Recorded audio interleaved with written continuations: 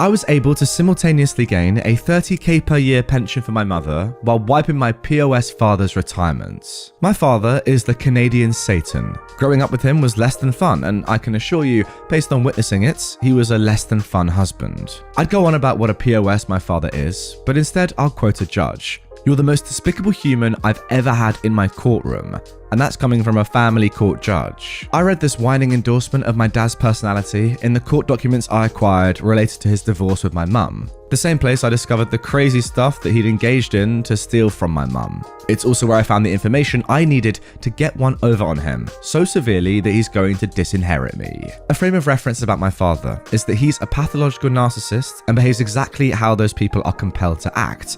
They aren't generous people, and punching them in the wallet is like a slap shot to the taint from Gretzky. He's kinda like Donkey from Shrek, but also Joseph Stalin, a monstrous jackass. Chapter 1, Hosea 3:8. Those that sow the wind shall reap a whirlwind. Our actions always have consequences, and my father has plenty to answer for. My attempts to hold him to account didn't jump to immediate jihad. They started with diplomacy and a therapist. About 10 months ago, when our tale begins, I was going through some stuff. Stuff being a whole lot of PTSD related to both my dad's abuse and my job as a paramedic. He did a ton that affected me deeply, things that I needed to move past, along with all that other razzmatazz from 15 years of EMS. In so trying to move past and work through everything, I quit drinking, started turning my untreated PTSD into treated PTSD, and thinking having my dad involved might help me and our relationship. Well, I seriously frickin' misjudged that one, so you'll probably be unsurprised to hear that conversation went swimmingly. I'll spare you the lurid detail, but when I broached the subject with him, our back and forth degenerated into visceral hate,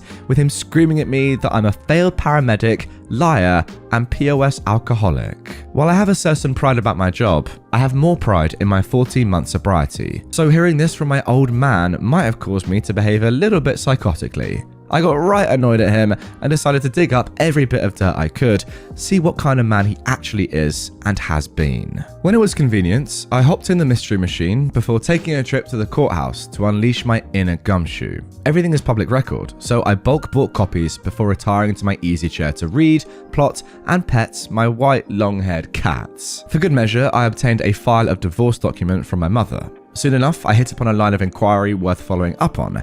It seems that during the final settlement of my parents' divorce, this was in 2002, my mother was awarded 1/3 of my father's employment pension. She was a stay-at-home mother and could not earn one herself, so it was given to her by a judge. Mighty frickin' strange, because my father, as he brags, took a nearly full pension and retired a bit early. There's no way that guy was living the last 10 years after retiring early on a 2/3 pension. He isn't constantly complaining about it. So I asked my mother if she was collecting a pension from his job or had cashed out the value, 100k plus at the time, 20 years ago. The answer was no to both questions. Well, that's interesting. I wonder if that's collectible on, and what 20 years of compound interest from a pension fund makes it worth.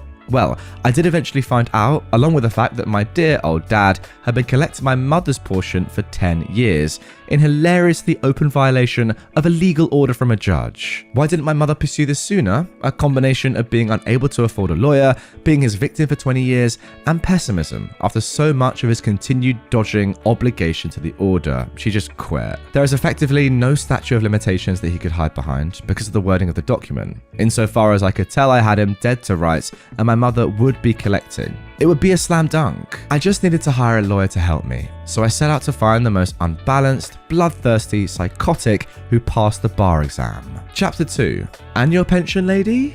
As it says in the good book, screw unto others as they would screw unto you. So that's what I set out to do. The misanthropic sociopath I hired for legal counsel suggested we send a demand letter to the pension office to try and remedy it before filling what would undoubtedly be an easy win for him.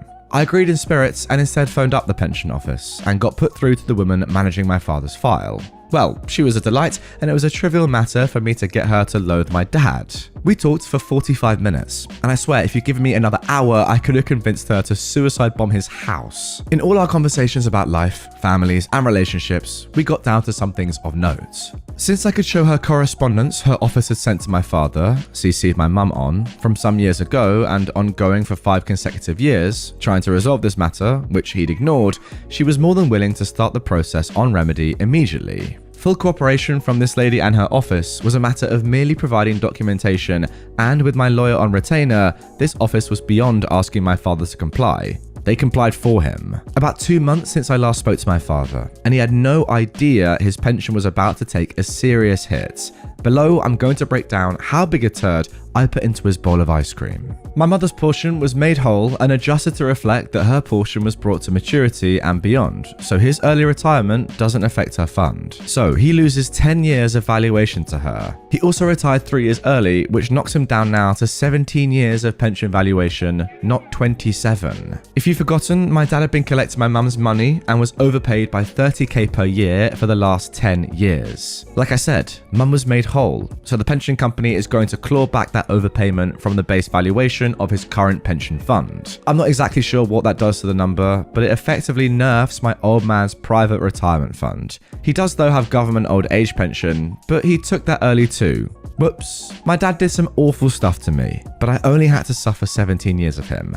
My mum still has the high score at 20. As much as I did this for spite and malicious glee, I did do it also to give my mum a chance at a proper retirement. Chapter 3. Glitter Bombs of Justice. My mother started collecting her pension about 3 months after I contacted the pension office, and to celebrate, she bought tickets to New Zealand for the family for Christmas, so that we can see our relatives. I was able to get most of my retainer from the lawyer back, and to celebrate, I went online to order a glitter bomb. I was able to ship it to my old man anonymously from another country. God bless the USA. I heard through my sister that he opened it up in his stupid red Miata. Oh god, he'll never get rid of it. Okay, as I was reading that story, I'm not gonna lie, I was trying to do the maths as I was going, and I couldn't do it because I'm stupid, but goodness me, that's a lot of money. Let's just try it quickly, come on, give me the benefit of the doubt here. 30k per year for 10 years, that's about 300,000, right? That's the first lump sum. And then on top of that, I can't be able to work it out, but all the compound interest that you're talking about, the stuff that the pension fund must have made, the fact that your dad's had money taken out of his government pension fund as well, and all the stuff that he's had to pay back. It's not looking good, is all I will say. I hope that your mum has a much better retirement and old age life than your dad, because it's what she deserves. You know what's super unnecessary as well, but I actually love the glitter bomb at the end. Like, you've made so much money out of this man. Rightfully so, I will say. Like, it's your mum's money, but still, you've got so much money back. But no, just to be petty, right at the bitter end, you're like, nah, screw it. I'm sending him a glitter bomb as well, just to really ruin his day. And he opens it in his car as well to compound his misery. I love it. Pay your tattoo artists. This happened when I was young. I heard it secondhand from my grandmother, who the main character of the cast lived with at the time. My uncle's ex-girlfriend was an all-around horrible person, an abusive babysitter. She got my uncle into bad crowds and legal trouble, and dabbled in so many substances from A to Z. She was also heavily tatted. There was an artist, the star of the story, who was a family friend. Great dude, insane work. She asked him to do a piece for her. Huge, intricate angel wings. Oh, the irony, across her back. He agrees. It takes several sessions across weeks. She repeatedly has to postpone payments, but he's chill, family friend, yada yada. Until it comes to the last session, when it slips that she still doesn't have the money, and more importantly, won't have the money, like ever. Now, the pro-revenge. No collection agency, no refusal to continue. He smiles, waves it off, and says he'll finish up, no charge. It's gonna be a great piece. Legendary, one for the history books, he guarantees. She is stoked. So right between those gorgeous wings, right up her spine, this idiot now has a massive veiny male appendage proudly standing at attention up her spine. She saw it in the mirror when he finished, and she was livid. But hey, what's she gonna do? She didn't pay him and wasn't going to pay him and expected hours and hours of work. You give a lot of trust to someone when they take a needle to your skin to lay down something permanent. Don't stiff your artists. The best thing about this revenge is that yes, although the tattoo artist isn't going to get compensated financially for his time, this woman is still going to have to spend loads of money, either getting this tattoo modified with some more artwork on top of it, or just getting it removed via laser removal. Either way, she's screwed. Topsy-turvy. I started dating a girl about 7 years ago. When we met, she was getting up on her feet and trying to find her way in life. I let my imagination take over and started envisioning her potential and what kind of life we'd have together. I'd never had the feeling of disarmed, punch-drunk love that I had for her, and that probably clouded my judgments. Throughout our time together, she would reach out and ask for money for things, repairing a car, paying a bill, etc. We were getting closer the longer we dated, and I'd always help her, assuming that I was making an investment in both of our lives by helping her through a period of instability. In all, I probably gave her about $15,000. After about 4 years of this, I finally popped the question. She accepted, and we were married after a brief engagement. About 6 months into our marriage, she told me she'd been having car trouble and needed about $2,000 for the repair. This struck me as a bit odd. By that time, I was more than familiar with her vehicle and knew her explanation for what the issue was didn't make sense. One evening, after she went to sleep, I went and had a look at the part of the car she had said was faulty. There was no issue, and this set off alarms. I grabbed her phone and, on a hunch, typed in the amount she'd asked for, and it returned a text message with a guy she'd previously dated. Apparently, he'd reached out and asked for help repairing his car, and lo and behold, he'd asked for the same amount that she'd requested from me. My stomach turned as the thought entered my mind that maybe I'd subsidize more of this guy's expenses across the time I dated my wife. As I read through the messages further, I realized that this guy was the Lester Diamond to my Sam Rothstein, and I'd been played like a fool. I'd spent my entire relationship as a proxy sugar daddy. I thought on this for a few weeks and tried to figure out what to do next. These sacrifices were not insignificant to me. I've been working as a surgical resident for much of our courtship, making very little money and working long hours to form a strong, solid foundation for our future. This was devastating, and I realized that I couldn't reconcile the situation. Once I'd cooled down, I waited for an evening my wife went to bed early, and I got into her phone. I caught up on the most recent messages she and her paramour had sent one another. Then, I initiated a conversation with him. I posed as her and told him she'd been drinking, she is a recovering alcoholic, and that she needed to get some things off her chest. I didn't go overboard, but I did send messages to the effect that she was not over him and that her affections had grown since marrying me. I all but teed him up to move in for a relationship with her. I then abruptly ended the chat and asked that we not talk about the conversation again in order to avoid furthering her relapse, but that we both keep in mind what we'd spoken about and see if we could make a life together work. I then deleted the text from her phone and hoped the two would proceed forward together. They did. I kept an eye on the text for the next few months and progressively saw things heat up between them until it looked like she was committed to leaving me. We didn't have many assets together at the time as I was still finishing a surgical residency, so I knew the divorce would be quick and painless and that we'd go our separate ways and she'd start a new life with the guy whose underachievements I'd been funding. So I filed for divorce and had her served papers. I was generous with the $10,000 in assets between us in order to make the split as quick as possible, and we went on our ways to begin life anew. And you'd think that that is the end of the story, right? Oh no, friend. You see, mama didn't raise a cuck. In our states, not only are assets separated upon marital severance, but so are debts. And medical school is freaking expensive. Really expensive.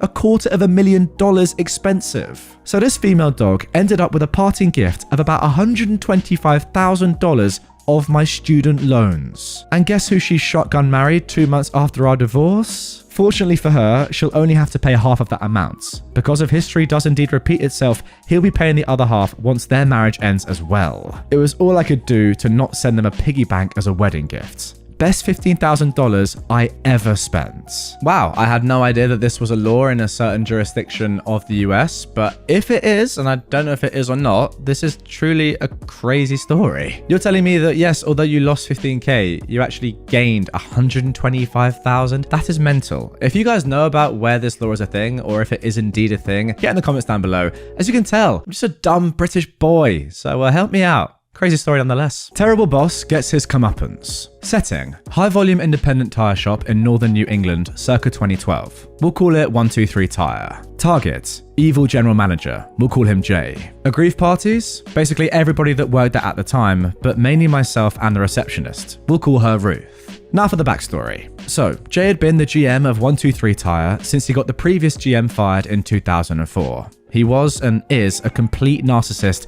who believed he could do no wrong. And if you didn't agree with him, God help you. Over the years, Jay had done a number of illegal things. For example, he was always very physical with his employees. One time, he was wrestling with another salesman. This was commonplace and unavoidable if you valued your job, and the salesman, we'll call him Paul, took a bad fall and broke his knee. In order to avoid the ire of the owner, Lou, Jay immediately clocked Paul out and told him to go to the hospital. He also told Paul to use his own insurance and that the company would pay the deductible in order to avoid a messy workers' comp claim. Paul did as he was told and kept his job, but his knee was never the same, and he ended up addicted to opioids thanks to Jay's actions. Jay also had an affinity for the ladies. Now I must mention here that Jay is an ultra-conservative Christian father of 11 children who believes that a woman's place is uneducated, barefoot, pregnant, and in the kitchen. That being said, several female receptionists came and went over the years, with only Ruth sticking around because she needed the money and begrudgingly accepted the regular sexual harassment. When he wasn't behaving inappropriately with every lady that walked in the door, he was behaving inappropriately with every other employee. Want to leave early on a slow day? Wrestle the biggest guy in the shop for it. Jay was big on wrestling. I suspected Jay may have also been wrestling with his daughters, but I couldn't prove it. The guy was a real creep. Big guy isn't in that day? Buy him a pizza. Trying to have lunch? Expect Jay to throw food at you. Want to schedule a vacation? Tough. He'll let you know the week before if you can take it. He was a complete child, and I put up with him for 6 long years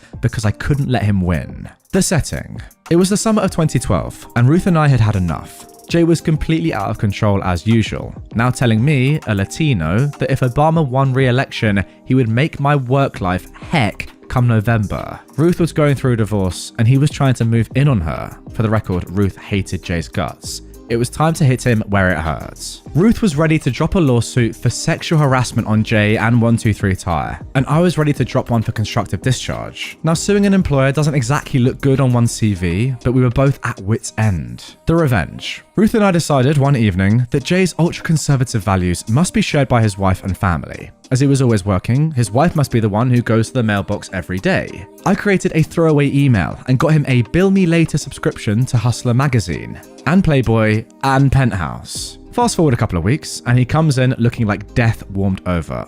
Turns out Mrs. J didn't appreciate his new taste in reading material, and he's now living in a motel in the next town over. Now, he's not saying that his wife kicked him out. He's far too much of a narcissist for that, but I could put 2 and 2 together. He's decided that he's done with his wife and 11 children, and that he's going to start a new life with Ruth. After all, her divorce is going to be finalized at the end of the week. It was at this point that Lou's sister, co-owner of 123 Tire, and also not a big fan of Jay, we'll call her Liz, overheard him talking to Ruth in a less than business appropriate manner. Liz later took Ruth aside and got the straight poop on what had been happening for the last several years, and that was that. The next morning, Lou called Jay to his office and was far kinder than I would have been. Jay was to lose his title of GM and go to work in another 123 Tire location an hour away until the end of the year. Beginning in 2013, Jay would need to find other employments. Jay was also not to contact the location that he'd overseen and worked in for years. Also, the location that Jay was relocated to added an hour to his already hour-long commute. I suspect that Lou also encouraged Jay to reconcile with his wife, which Jay did.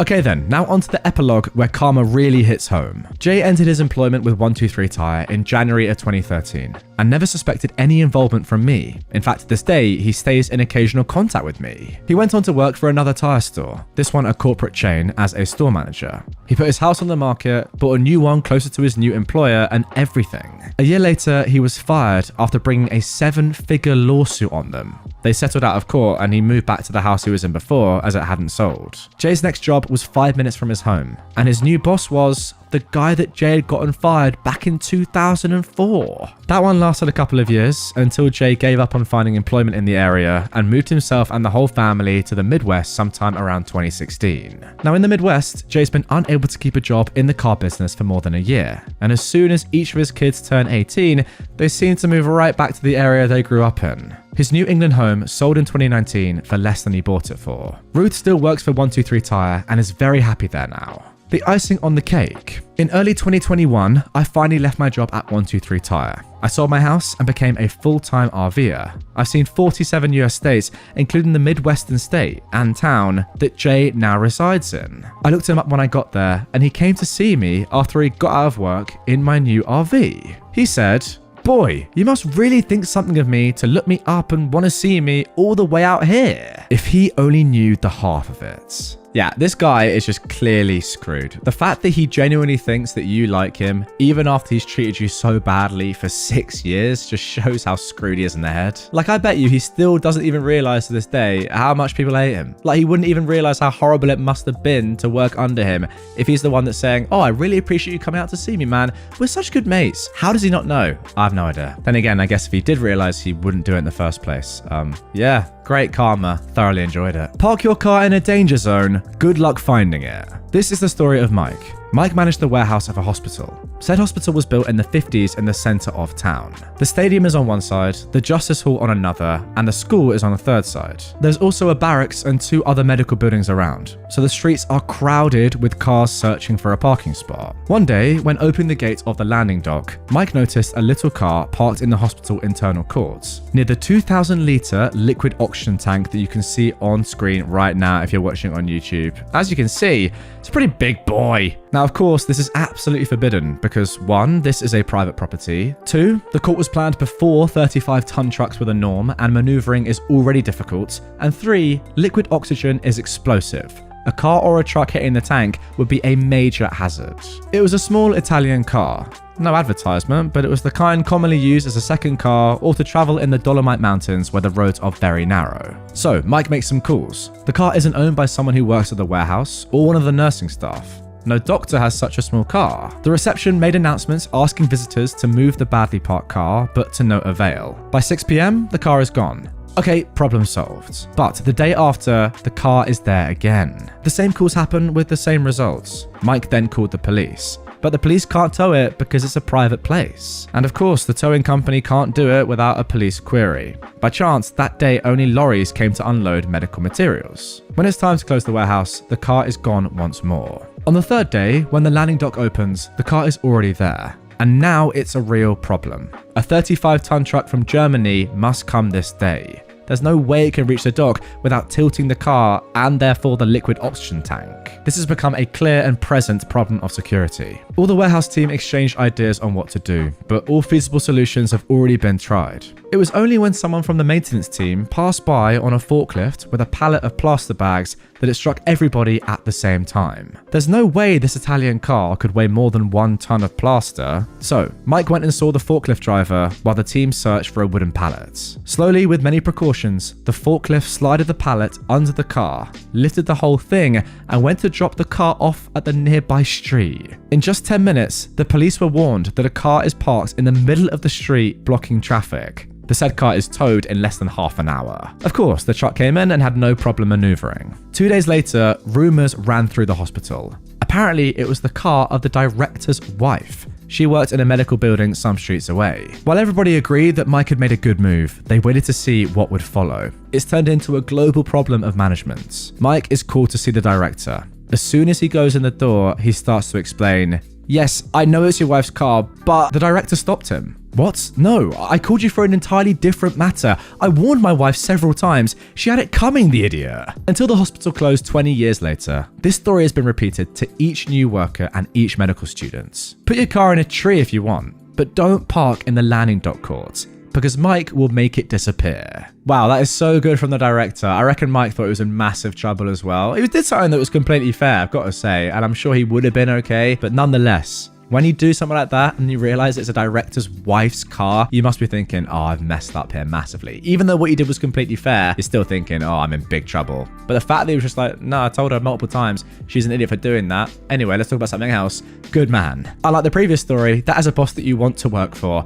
What a good guy. Now, if you were looking at the screen, reading along with the story as I narrated it, you might have seen that this is clearly not written by an English-speaking person, or at least English is not their first language. And as a result, I was kind of having to paraphrase at points. But I've got to say, one thing that I did change, which maybe I shouldn't have done, is the phrase, "park on a tree if you want." I mean, can that just become English? Because that is elite. So just get it completely accurate. Put your car on a tree if you want, but don't park in the landing dock court. Yeah.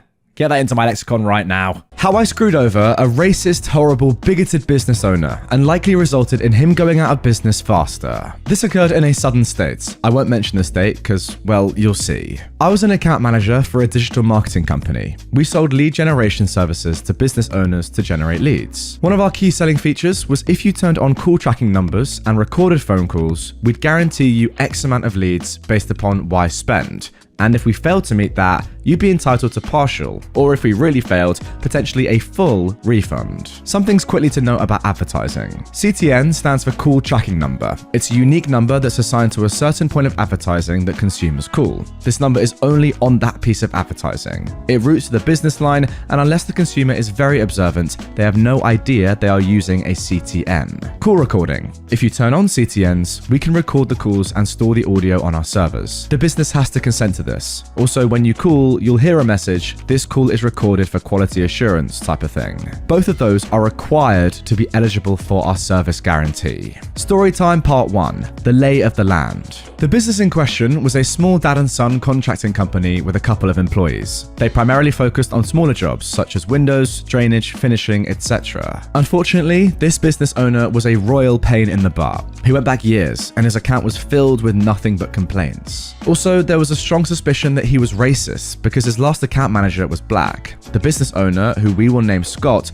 refused to ever meet in person with the previous manager. Also, I was white and he had no issues finding the time to sit down with me and tell me how trash our service is. Well, it's coming up to do contract renewal and he says we aren't producing his leads and he wants to put in a claim for failing to meet our service guarantee. I spoke to my manager about this and he said he wants me to listen to his calls, write a detailed report and present my findings to him. The manager is worried this may end up in court due to the dollar amounts involved. Nearly a whole working week of hours later, I probably spent dang near 40 hours on this, and I wrote a detailed 24-page report outlining the results of our advertising. To say I shred this business owner's business practices is an understatement. The report was a straight-up attack on his poor customer service skills, disorganization, inability to execute, and complete and total failure of anything resembling any sense of standard business practices that just make logical sense. I will share with you a few examples of the types of calls I listen to. Small calls where multiple phone calls are truly epic in their total incompetence. Customer 1.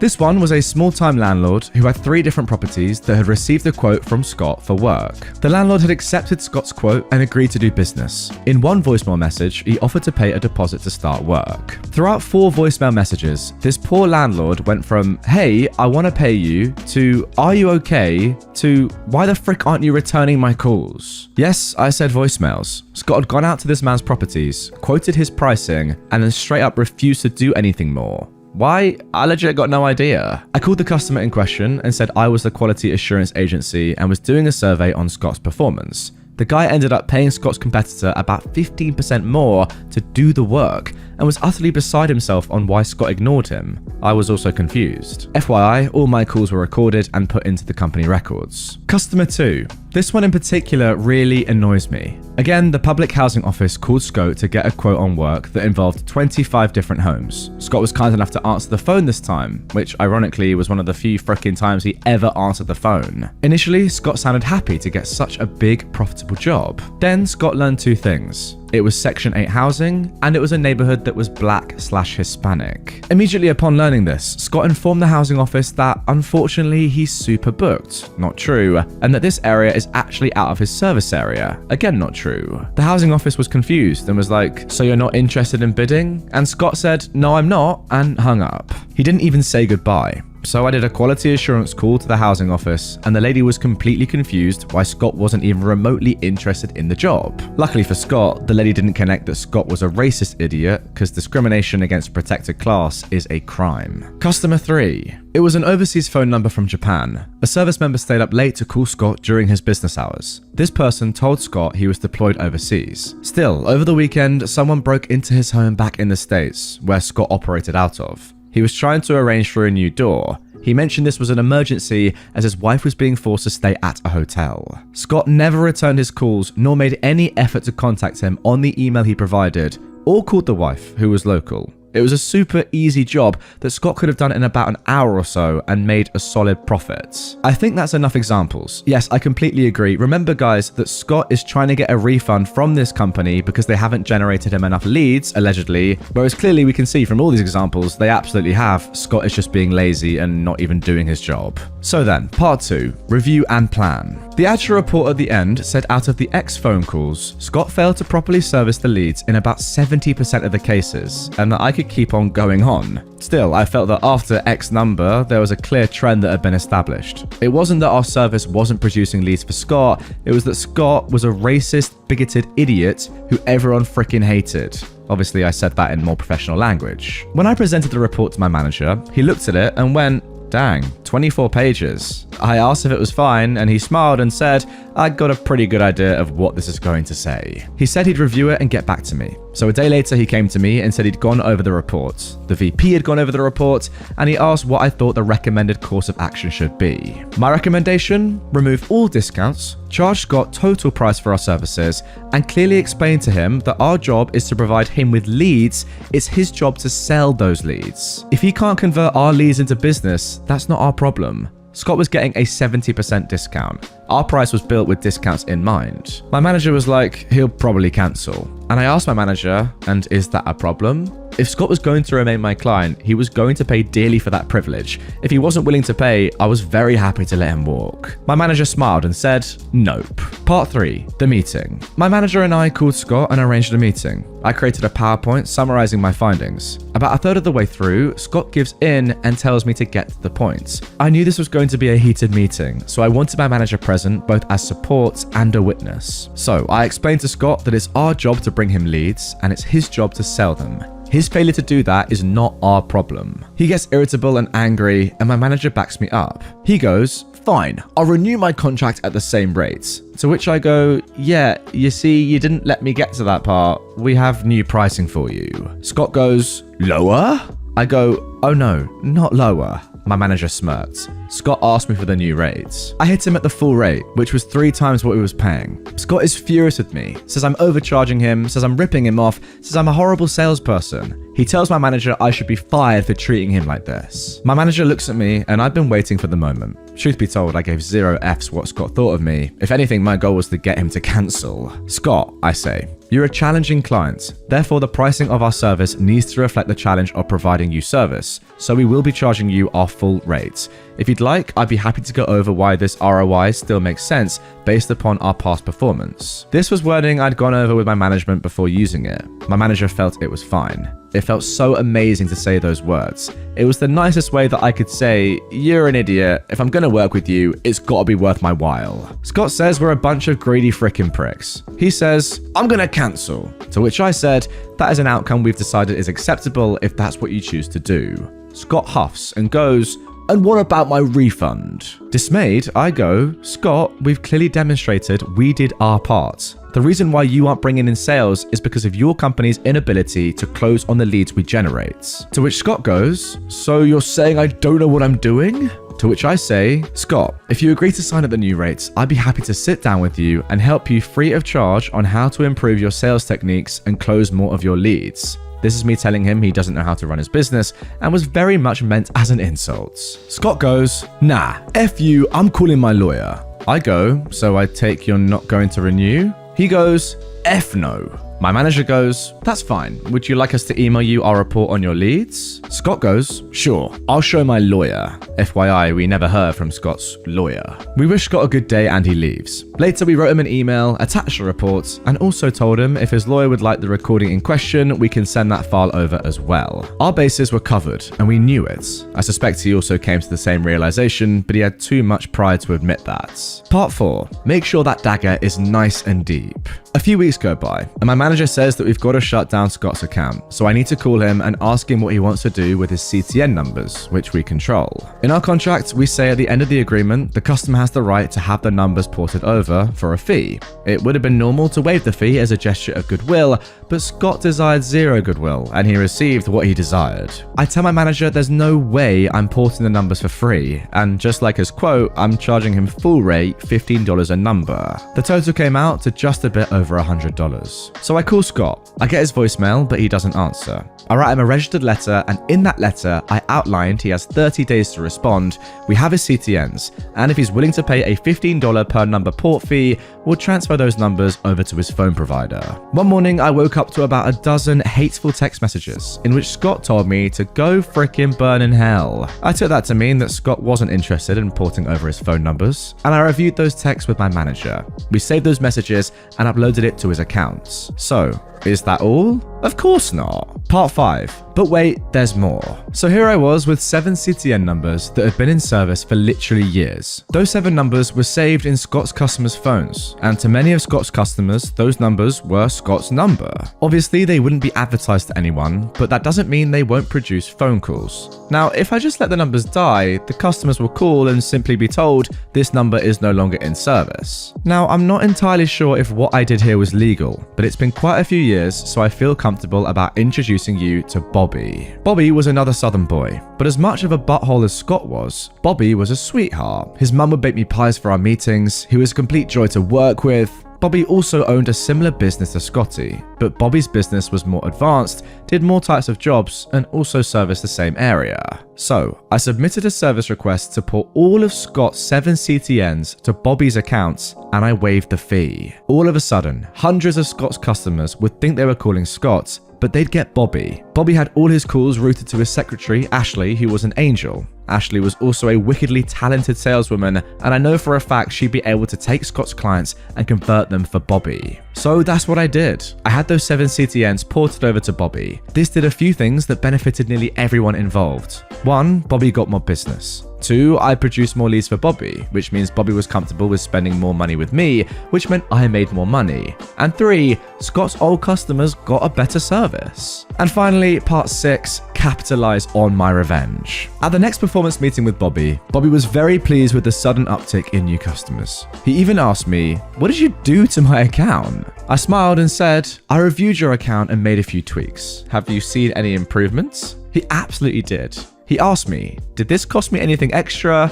I go, "Nope." He ended up increasing our spend with us by about 40% on additional services after that. I googled Scott's business about a year later. He wasn't in business anymore. I wonder why. No, my company never caught on to me porting over the numbers, and I strongly suspect our legal department would not have been pleased. And there we have it. What a story. I thoroughly enjoyed that. If you did stick with it, and I hope you guys did through the beginning, which I admit was a little bit technical, then you got that lovely wholesome revenge at the end, which genuinely is one of my favorite revenges that I've seen in a long time. Like, it wasn't incredible. Nothing amazing happened. There wasn't an insane amount of karma, but it was taking clients from a bad man and giving them to someone that deserved them. That's lovely. And yeah, you're probably right, OP. Maybe it was illegal. If anything, it's definitely not, good practice to do that because you waived a fee, didn't tell your company about it, etc., etc. Nobody found out means, yeah, you knew you were doing something wrong. But were you really, though? That's my question, because if something is morally right, is it wrong at all? Like, imagine being Bobby in this situation. You're a hardworking dude, you employ good people, you do a great job, you like working with OP's company anyway, and then you're like, what's happening here? I'm getting even more stuff. You don't have to tell him about how you're doing this. You don't have to charge him for it. Brilliant. And then eventually it benefits you because he buys 40% more additional services anyway, so your company's not going to be mad, are they? Even if they never found out what you were really doing. Love the story. Scott's an idiot. You did really well.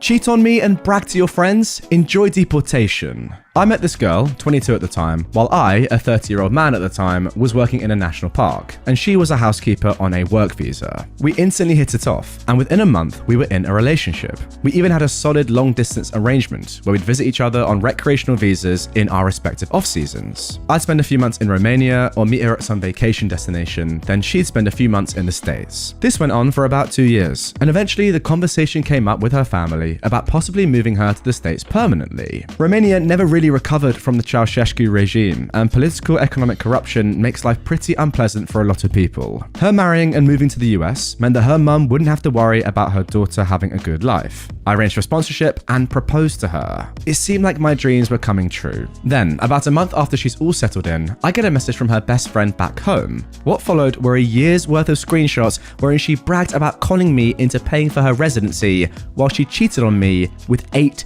different men. In her friend's words, "You are a good man and you don't deserve this." So, over the following 2 weeks, I reported her to ICE and Homeland Security for a conversation her brother and I had over a bottle at one point. He bragged about how he'd done time in prison for smuggling weapons to Turkish terrorists and how she'd been his lookout on several occasions. As you might imagine, in the War on Terror days, this was not taken lightly. She was immediately arrested and deported and put on a permanent no-entry terror watch list. Want to take advantage of me and cheat? Have fun never being able to come back to the States. Now look guys, I'd be lying if I said that I don't love NuclearRevenge, Supernova, Black Hole Revenge, all that stuff, you know, that involves things that are just truly mental, incredibly illegal, that sort of thing. However, there's something amazing about legal revenge like this that's just so professionally done. Nothing too drastic, just all within the law, and yeah, you got what you wanted.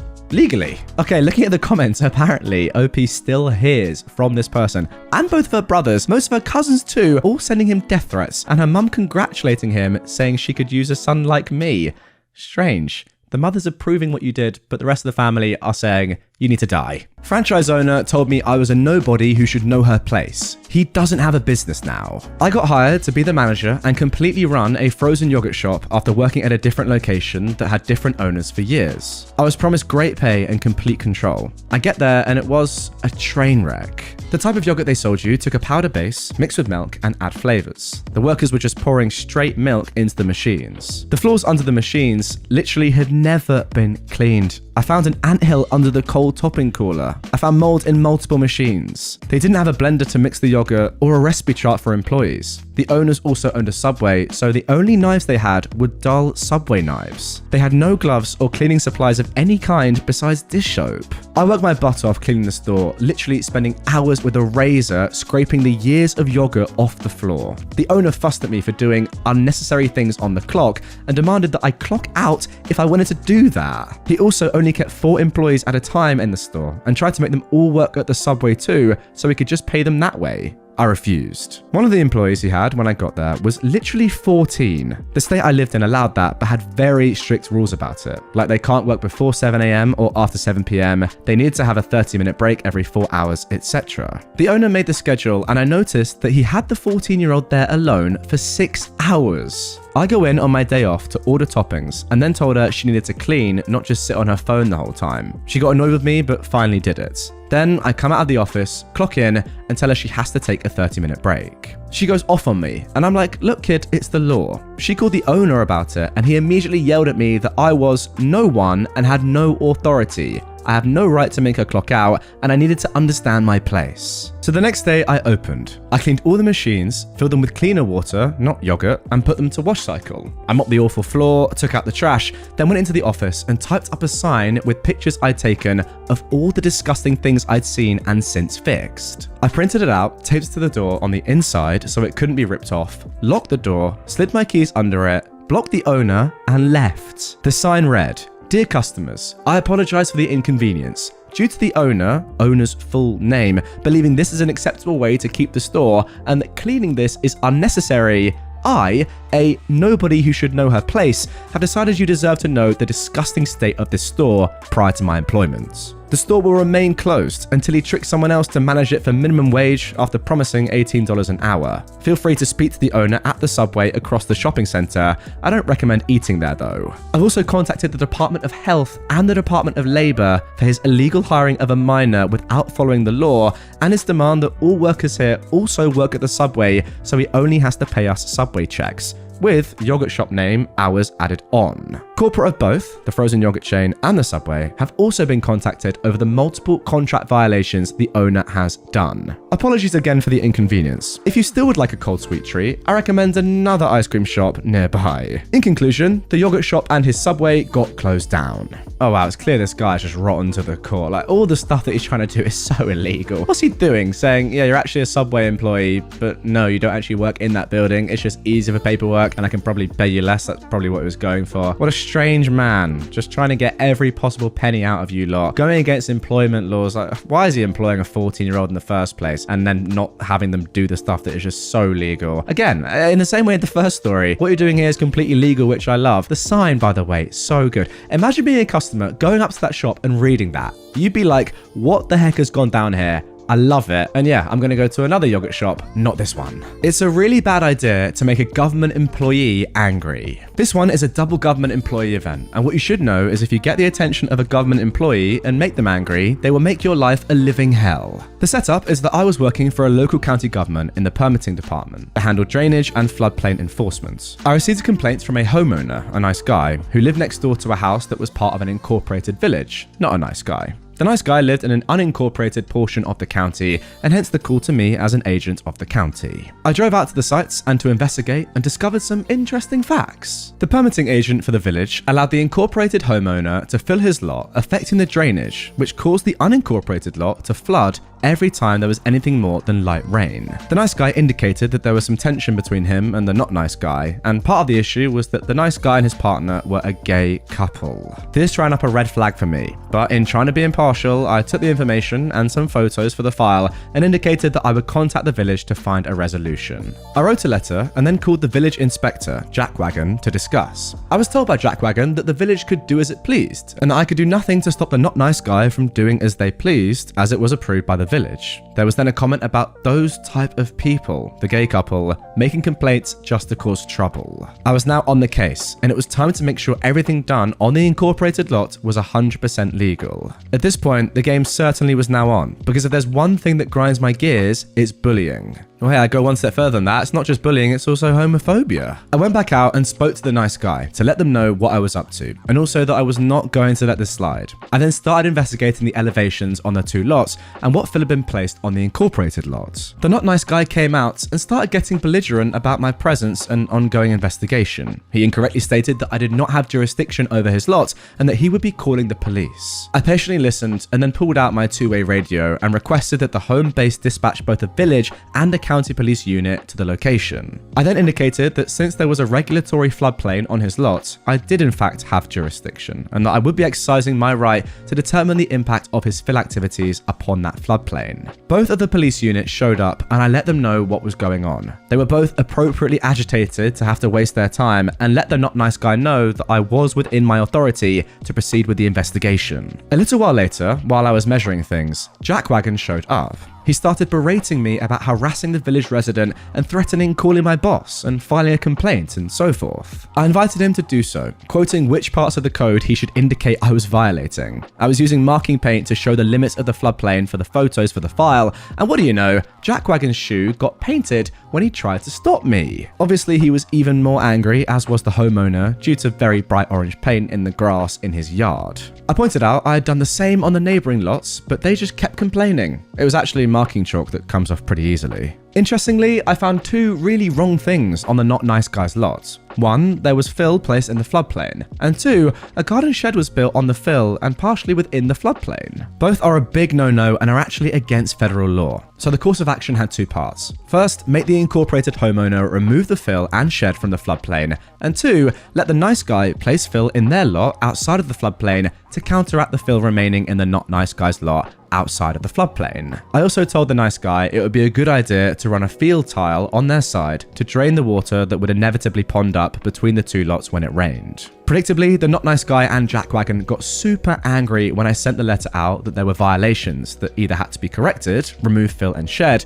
or apply for a revision of the floodplain with the Army Corps of Engineers. Good luck with that. This then led to a meeting at the county office with not nice guy, Jackwagon, my supervisor, and myself. Quickly, things went to 11, and there was yelling by Jackwagon about abuse of power, etc. The department head came into the conference room and told them both they were wrong and that they should leave peacefully and comply or face the consequences, fines. The best part was that the not nice guy had to apply for a permit, and guess who was the one to review and approve it? That's right, yours truly. Now, I was following the letter of the law, but you have to know that poor government workers are underpaid and overworked. Strangely, the permit for nice guy was almost immediately approved, while the not nice guy had to have a very thorough review to ensure it was correct. You can make a case that I was abusing my power, but I can assure you that the timing for their review was well within accepted limits. Also, how could I be held to account that they misfiled 3 times before they finally got it right? Generally, if you behave like a civil human and came to the office, we would help you get things done properly, so the permit would go through first time. But the not nice guy decided he could do it all on his own, so it took him 3 tries. Had he come to the office, I would have given him the same service as others, but he decided to take the hard route, and therefore I didn't give a single inch when it came to the submission being perfectly correct. Ultimately, the situation was resolved, but it took a lot more effort than it should have. Moral of the story, don't be an entitled homophobic jerk. Well, if you didn't know what floodplains were, guys, now you do. A lot of technical stuff in that one, but if you got through that okay, then fair play to you, and also fair play to me for reading it. I've got to say, although it was technical and what you did was great, yeah, the main issue here is that there's clear homophobia going on. I think what you're inferring is that if this couple weren't gay, then none of this would have really been an issue in the first place, which is just horrible to see in 2022. Cheat on me with my best friend? I'll wreck your career and publicly humiliate both of you. Shahid and Sarah have been like family to my wife and I for several years, practically ever since we moved in across the street from them. The 4 of us were extremely tight. Our kids are the same age as theirs and are all good friends. We were one big family unit. We did dinner together a few times a week. We went on vacations together. I truly saw Shahid as a brother, and my wife and Sarah were very close too. 5 months ago, I was completely blindsided by the discovery of an affair between my wife and Shahid. My wife had left her email open on our computer, and I saw an email from her to her longtime therapist saying that Shahid would be joining her at an upcoming session again. What the frick? My mind started racing. Why in the world would Shahid be going to her therapy sessions without my knowledge? I did a search and found some other emails to and from the therapist proving that Shahid had been going to sessions together with her for about 6 weeks. I checked our mobile phone account and discovered that since late summer, they'd been exchanging hundreds of texts every day, peaking at nearly 500 per day by the holidays. Speaking of the holidays, my wife and I hosted both of our families, parents, siblings, etc., for both Thanksgiving and Christmas dinner, and Shahid and Sarah joined us either for dinner or after dinner on both holidays. Text records show that the entire time that they were at our house celebrating with our families, my wife and Shahid were texting each other across the room. They were doing that pretty much every time the 4 of us hung out, for months. And, you know, all day, every day, just in general. But what bothers me the most is that they were doing it with Sarah and I right there. I confronted my wife with the evidence, and she admitted that yes, she and Shahid had fallen in love. It just happened. I don't know how, but I love him, and I just don't feel anything for you anymore. I'm sorry. They'd gone on a school district trip together. Something had happened in her hotel room, and things had moved quickly from there. She explained as I lay face down on the couch, unable to look at her, that they'd already made plans to move out and divorce me and Sarah, and while they didn't plan to move in together immediately because of the kids, they'd probably do so eventually. The meetings with the therapist were supposedly mostly for the purpose of finding a way to break this to me and Sarah as gently as possible because they were so very concerned for our well-being. Sarah and I are fairly certain that they weren't planning on telling us about the affair at all and were simply going to discover their feelings for one another several months down the line after they come up with some other reason to divorce the 2 of us. Yeah, I have to agree here, that seems way more likely. I can't believe what she's saying. Oh, we were so concerned for your guys' health and well-being that we weren't going to tell you about the brutal affair we were having in front of your eyes. My wife moved out 2 months ago. I was and still am utterly destroyed. I cry every day. I cried right in the first few paragraphs of this story just now. I worry non-stop about the impact on our kids, but I'm also not exactly a shrinking violet when I feel that I've been wronged. And in this case, I was, objectively, very, very wronged. So a couple of years ago, Shahid ran for a Board of Education seat as a pretty extreme underdog. I helped him with his campaign materials and debate prep, and my wife, a well-known school district employee, this becomes important later, got the word out as best she could. Much to our surprise, he actually won in a squeaker by just a few dozen votes. Being on the board became the center of Shahid's world. He joined every committee that he could. This turned into the foundation of his affair with my wife, as they were constantly going to school events and meetings together on evenings and weekends. Once I discovered the affair, my thoughts turned pretty quickly to revenge, and it occurred to me that an extramarital affair between a member of the Board of Education and an employee of the school district was at least bad politics, and it possibly violated district policy. Making things far worse for them was that my wife was in the running for an open administrative position, and everyone knew that she was more or less guaranteed the job and the major pay raise that came with it. She just finished her master's degree in school administration at the urging of her principal and the superintendent so that she could be promoted to this specific position. I had plenty of evidence of the affair. Texts from both of them admitting to it, text records showing that they were texting hundreds of times a day, emails to and from the therapist, etc. I considered simply emailing all of the evidence to the board and the superintendent, but felt like I, as the grieving, betrayed spouse, might not be seen as a credible source. So instead, I invented a fictitious, furious friend who was planning on showing up to the next board meeting and publicly shaming the two of them for their affair. I told my wife that I tried to talk this person down, but couldn't guarantee that they wouldn't show up and humiliate them publicly. As I expected, this led Shathid to conclude that the only option was for him to preemptively admit the affair to the board. The superintendent subsequently recommended that Shathid resign, which he did. Sarah said that he was utterly humiliated and crushed and barely got out of bed for a few days afterwards. Once word of the affair and Shathid's resignation started getting around, the superintendent, a longtime friend of both my wife and Shathid, contacted my wife and tearfully informed her that it was no longer politically appropriate for her to be promoted to an administrative position within the district. The position that had been lined up for her was later filled by an outside candidate. This sent waves of confusion and rumor throughout the district, as it was pretty well known that my wife was getting the job. The day after she was informed that she wasn't getting the promotion, my wife and I, despite our crumbling marriage, took our son out to breakfast together on his birthday, and her parents stopped by our table to congratulate her on her new role. She said thanks, then excused herself to go cry in the bathroom for a while. I let the dust settle for a couple of weeks, and then right before my wife moved out, let them in on my little secret. There was never a furious friend threatening to expose them in the first place. Just me. Word of all of this had gone around our fairly small town, which Shathid grew up in and my wife has worked in for nearly 20 years. My wife refuses to talk to me about how things are at work now, but I've heard from some people I know in the district that her formerly spotless reputation has taken a major hit. Shathid, formerly a gregarious social presence in our neighborhood and at events and pubs in town, has completely gone underground and barely emerges to mow his lawn.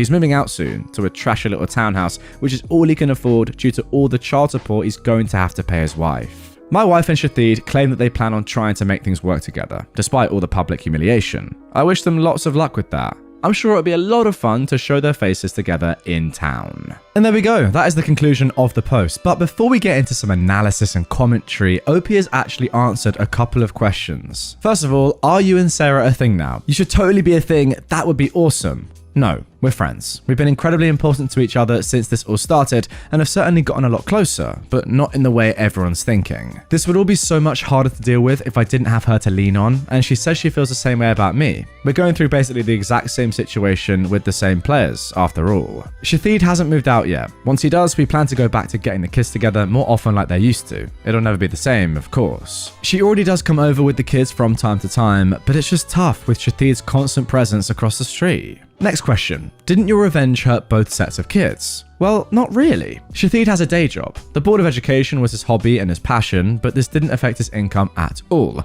And my wife has been assured that if she wants to pursue an administrative position with another district, she'll have glowing letters of recommendation from her superintendent and principal. It'll mean giving up a lot of work relationships in the process, but given the hit her reputation has taken, I'm guessing she makes that jump sooner rather than later. In the meantime, not moving to an administrative job means that she still has summers off with the kids. Third question. Why do you call her your wife instead of your former wife? Well, we're working our way through divorce mediation, but it isn't final yet. Will be soon. And then the final question. Why didn't you notice all of the texting your wife was doing? Well, I did. It was really starting to annoy me. It was excessive. She has a big social circle and does tend to text a lot anyway, but it was really getting over the top. At one point in November, I asked her to agree to a no phones at the dinner table rule, which she agreed to reluctantly, but would then pout through dinner, and eventually she just started using her phone during dinner again. All that said, I was blind. Not only was the texting getting weird, but her relationship with Shathid was starting to make me uncomfortable. Sarah noticed it too and agreed. We actually confronted them a couple of times about it directly, and they both swore up and down that it was just school stuff they were talking about, nothing else was going on, and for whatever reason, we believed them. Probably because the mind tends to refuse to see things that it doesn't want to see. Now, incredibly, the post I've just read there was posted over 4 years ago on Reddit, on r/ProRevenge. However, just a few days ago, OP posted an update. That's right, an update on a ProRevenge story that's over 4 years old. I don't think I've ever seen anything like it before, but stay tuned, because that is coming up. Now, as for this initial story on its own, my thoughts are this. First of all, how exceptionally sad. These two are just disgusting. I mean, look, cheating is one thing, right? And we can all agree that's a pretty bad thing to do. But cheating in front of your partners together in the same room, like messaging and texting when your wife and your husband, respectively, are there, is actually nuts. How can you with any sort of conscience do that? I have no idea. Like, I'm not gonna lie, I struggle to understand how people cheat in the first place, unless they're in a really dark place mentally, to be honest with you, or they just feel like they have no other option. I mean, genuinely, I've never done it, and I don't see myself ever doing it. Maybe that's a naive thing to say, I don't know. But this is one step further. Doing it knowing that your partner is in the same room as you. It's unbelievable. And then, as I mentioned during that story, because I just simply had to mention it at that point, the fact that you've said, oh no, we were trying to work out how to tell you, but we knew it would really hurt you, so we just didn't tell you. Like, is that not the most dumb logic you've ever heard in your life? For me, it's gotta be. As for your revenge OP, I've got to say, genius. Making them self-destruct themselves is great, because it just means that you didn't have to do anything. Like, they did it for you. Lovely stuff. Anyway, with that all being said, let's get on to this update. 4 years later, just literally a few days ago at the time of recording. So, where to start? It's been a bizarre few years, especially with COVID thrown in the mix, which I somehow still have never caught, despite my kids getting it twice each. Thankfully, just mild cases. Well, at the time that I posted the original story, I was obviously a wreck. Things actually got significantly darker for a while after that. My ex decided to start bringing Shathid around our kids just a few months after she moved out, which was really hard for me to deal with. I'd never really dealt with serious depression before, but things got bad enough that my doctor more or less forced me to start on an antidepressant because I admitted to him that I was thinking about suicide pretty frequently. I think this is where I should mention trigger warning for the rest of this paragraph. I actually had a very specific plan and everything I needed to do it. The one thing that gave me any kind of relief was telling myself that if life got any more unbearable, I had a way out. So yeah, it got bad, but I'm still here, and thankfully I don't think about that option anymore. I reluctantly decided to dip my toe into the online dating world, and after a number of short-term things that didn't pan out, I actually connected with someone. We'll have been together for 2 years next month. She is absolutely amazing. We don't live together, and for the time being, we're both good with seeing each other a few times a week. Would I love to see her more? Yep. Am I ready to live with someone again and go all Brady Bunch with our respective kids? I'm not sure. For the time being, we have a lot of fun together, and that's more than good enough for me. As far as things stand with my ex and Shathid, they're still together. But there seems to be trouble in paradise, because my kids report that they almost never see him anymore. My kids don't like him at all, and they just avoid him when he's around, according to my older one. When all of this started, she'd seemed confident that they'd be living together pretty soon, but they still don't. And as far as I know, there are no plans in the works for it. They did buy a boat together, which I find hilarious for some reason. It just seems like the classic affair couple thing to do. Sarah took a long time to accept that her marriage was truly over. But once she did, she really did an admirable job of moving on. She engrossed herself in home improvement projects. She remains the same incredible mum that she's always been, and she's been in a FWB type relationship, which is all she wants right now, with a nice funny guy for almost 2 years. We hang out here and there, especially when my pool is open in the summer. We aren't nearly as dependent on each other as we were in the beginning, but we're still close friends.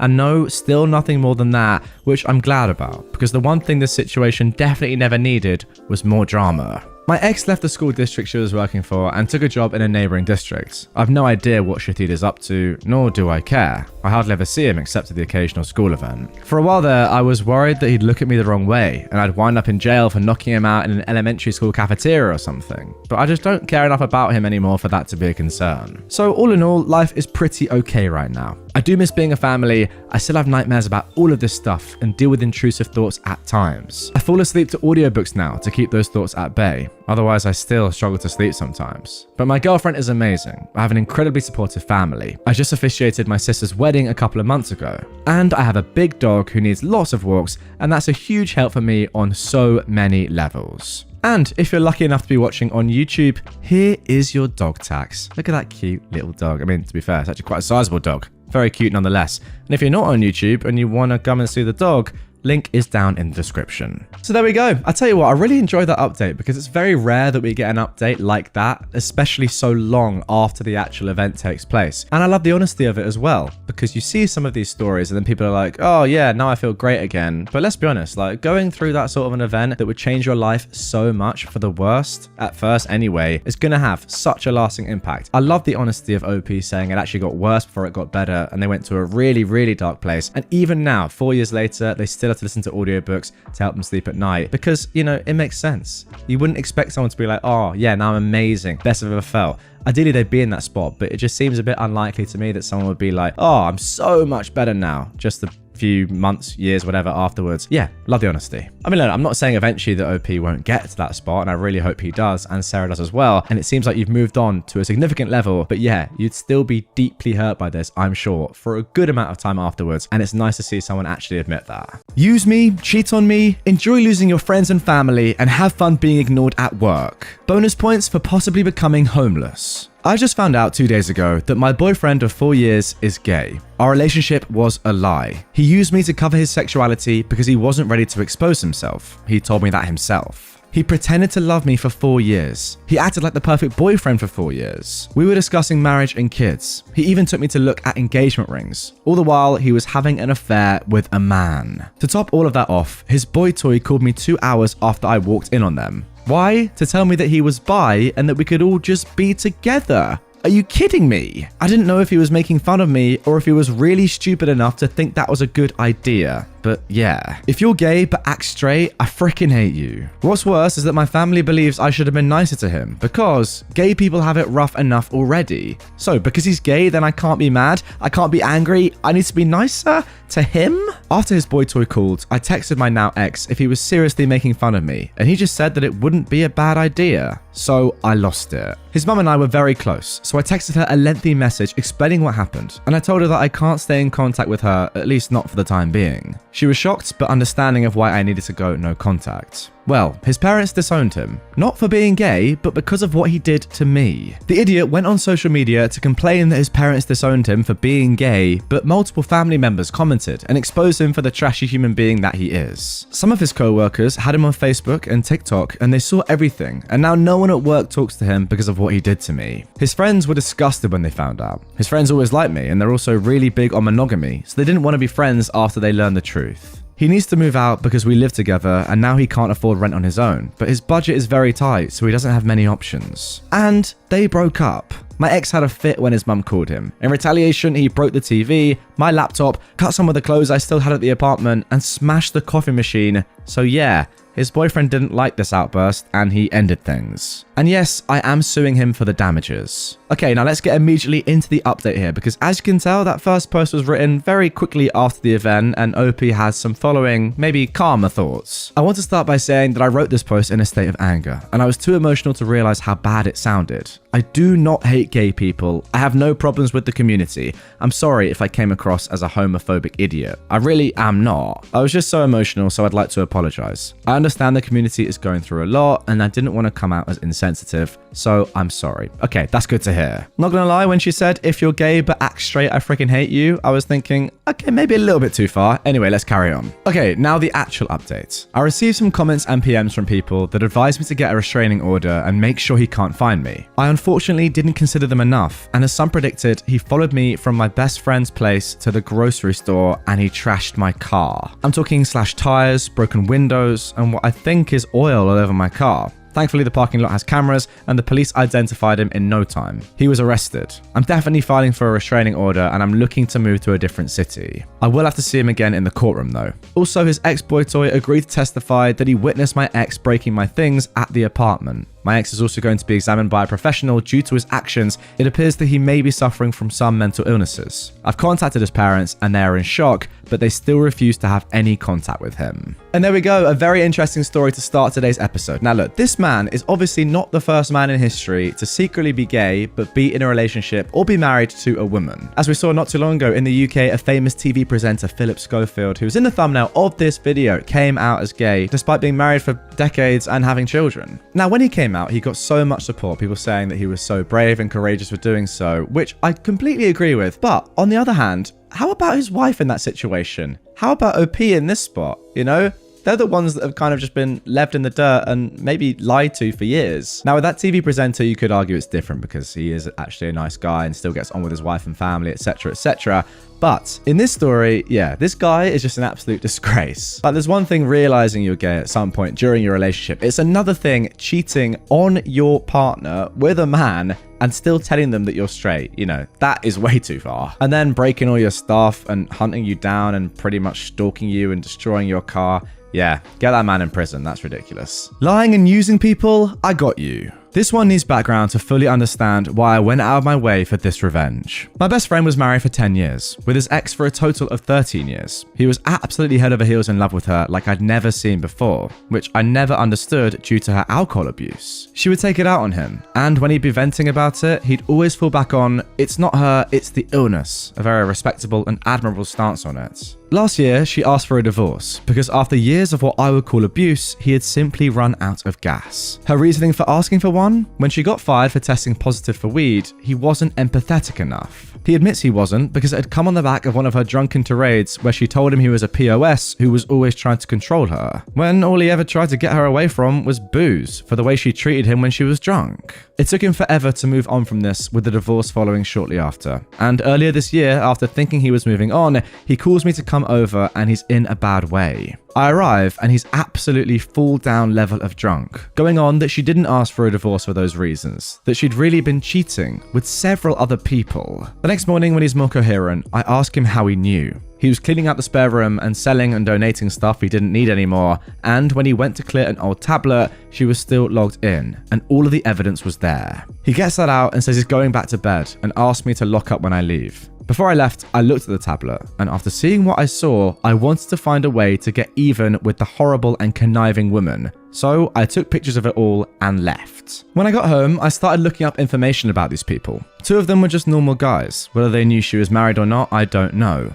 But the third comes up as a registered sex offender, still on probation for being such a disgusting POS, an address listed as 123 Lane, City, States. This chomo knew that she was married. I immediately knew what I was going to do. This chomo didn't live at 123 Lane. The chomo was living with the conniving ex. She made regular posts about their time together. On top of that, she is an avid weed user and has several firearms because she enjoys sport shooting. So I go into the state sex offender site and make a report of the chomo not actually living where he's registered, and that he's actually living in a home in which he has no right to be in, given that he's a convicted felon and on parole. I include screenshots of the social media posts and all to back it up. I was thinking little would happen but an inconvenience to their lives. Boy, was I wrong. She broke her typical post with nothing serious trend on social media yesterday with this gem. My year can't get any worse. The chomo lost his job and I'm now facing eviction because I can't afford my rent. So I go on the state court system site to see if it's related, and yes, it was. He was rearrested. She clearly can't post bail or the chomo would be out. The job she took after being fired definitely can't support her lifestyle. So he's probably going back to prison or at least jail, and she is a breath away from being homeless. I don't know if I'd ever tell my best friend I was the one behind this, but he's definitely ecstatic to see a horrible woman and sewer rat get what they deserve. Yeah, nuts revenge, but very justified, especially given that this person was actually doing something illegal. To be honest, I'm not sure I'd tell him it was you who did it. Just let him be. As you said, that he's happy that the woman is going through a tough time because he thinks that she deserves it, and yes, she definitely does. So there's no real need for you to say it was you. Just sit back, relax, and enjoy the misery that is now in her life. I mean, overall, I think we can all agree that we'd love to have a friend like OP in our lives to do things like this. This is unbelievable fair play. Make false accusations, lose your business. For some background, I used to work at a small to mid-sized law firm. At the time, there were 10 lawyers, including the owner. His setup was basically do as little work as possible and just take a cut from the rest of us as independent contractors. He was very much a it doesn't matter what they can afford, bill as much as you can type scumbag. One thing the firm handled was real estate law.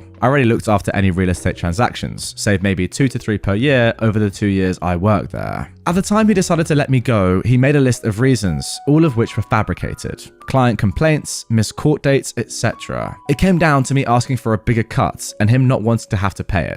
I felt it wasn't worth going after him in court. However, shortly after my contract was terminated, I was reviewing my insurance and stumbled upon the fact that no less than 60 real estate transactions were filed with with my bar under my name? Well, one of the rules where I practice is that in a situation like this, my name has to be on the retainer agreement and I have to have worked on the file in some capacity. So, having a friend or two at the firm who were practically one foot out the door already, I got many of the phone numbers for these clients that weren't mine and asked for a copy of their retainer for my records. Most of them had no problem sending a copy. Obviously, I was on none of them. I quickly contacted the Bar Association. The whole thing ended up being a mess for this guy. Besides an intensely scrutinized audit, it turned out that he'd done this for every lawyer in the firm. He eventually was ordered to pay an absolutely insane fine, thinking high six figures, and had his license suspended for a few years. The firm shut down and he never went on to practice again. Felt good.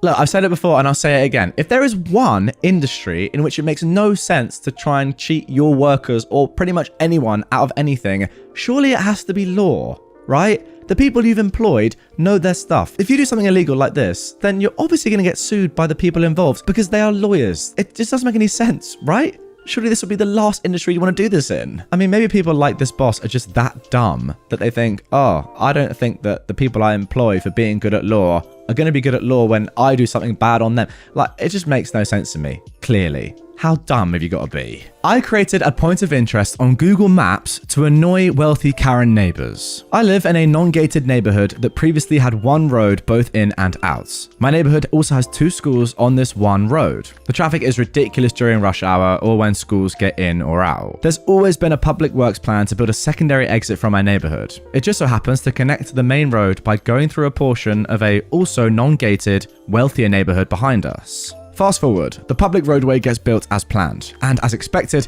people in my neighborhood start using it to avoid the traffic on the other busier road. It legit shaves 15 to 20 minutes off any commute or drive. The people in this neighborhood have began posting to theirs and our Facebook page with the most ridiculous things and have gone to protest to their city council. Some examples to give you guys an idea are: they are ruining our lives by driving through daily. This road has derailed mine and my wife's life plans. They're currently attempting to petition the city to rule the road emergency use only and are also filing a lawsuit against the city, supposedly. They have several folks who will legit take photos of cars driving through and will count how many cars per day drive through. They've also tried to send my neighborhood HOA bills for the road, which, mind you, is a 100% public road that they did not even pay for. The latest thing is that they're saying this road is a gift from them. Overall, they're just pretentious folks, to be honest. I don't know why they think they're somehow entitled to anything. Now, I'm not a jerk. I totally get how this could be annoying for them, but they have generalized my entire neighborhood as public enemy number 1. And to be honest, I just think it's hilarious. So, we made a point of interest on Google Maps called Shortcut to Davis Ranch and have been reviewing it 5 stars with the most hilarious comments. The goal being that anytime they look at their maps, they see this mention of the road they despise so much. Now guys, you might be thinking, okay, yeah, sure you have, mate. Sure, this is just for a Reddit post. No. Have a look at this if you are watching on YouTube. What you can see here is the ranch, okay? This is it, right? OP gave us a link and this is it. Now, here is where it gets interesting. I'm going to zoom out a little bit and just come over here slightly to the shortcut. This is it. This is the shortcut they made, I think, so that there's 2 roads now instead of 1. And this is what all the discussion and, you know, controversy is about. Now, if you click on the shortcut to Davis Ranch, you can see over here, 4.9 star rating, 21 reviews, including this one from Adam Norton just a few days ago. 5 stars. I've heard nothing but great things about this shortcut. One of the absolute best, I'm told. If I lived nearby, I would take it constantly. Planning to visit soon just to try it out. Oh, and then another one. Nice shortcut. Too bad it goes through such ugly houses, though. It is what it is. That's 3 stars. I mean, this one's great from Kristen. Great shortcut with a generous freelance photographer. So good. So petty. Fantastic route with friendly onlookers 24/7. Highly recommend this as a drag racing spot. The best gift I've received all year. Nothing on my Christmas list will top it. The best gift in my life. Guys, there's actually 3 things in this world. I still have faith in humanity. I mean, just so good. So good. I love it all. Insane shortcut. I love barreling down the road at 75 miles an hour. Brilliant. You know, reading all these reviews has made me think I might just post one myself. So here we go. 5 stars. What should we say? Simply the best road / shortcut in the history of roads / shortcuts. I am traveling to the US this Christmas solely to use this shortcut every day and experience its majesty. I think that will do. Post. Okay, there we go. And there it is.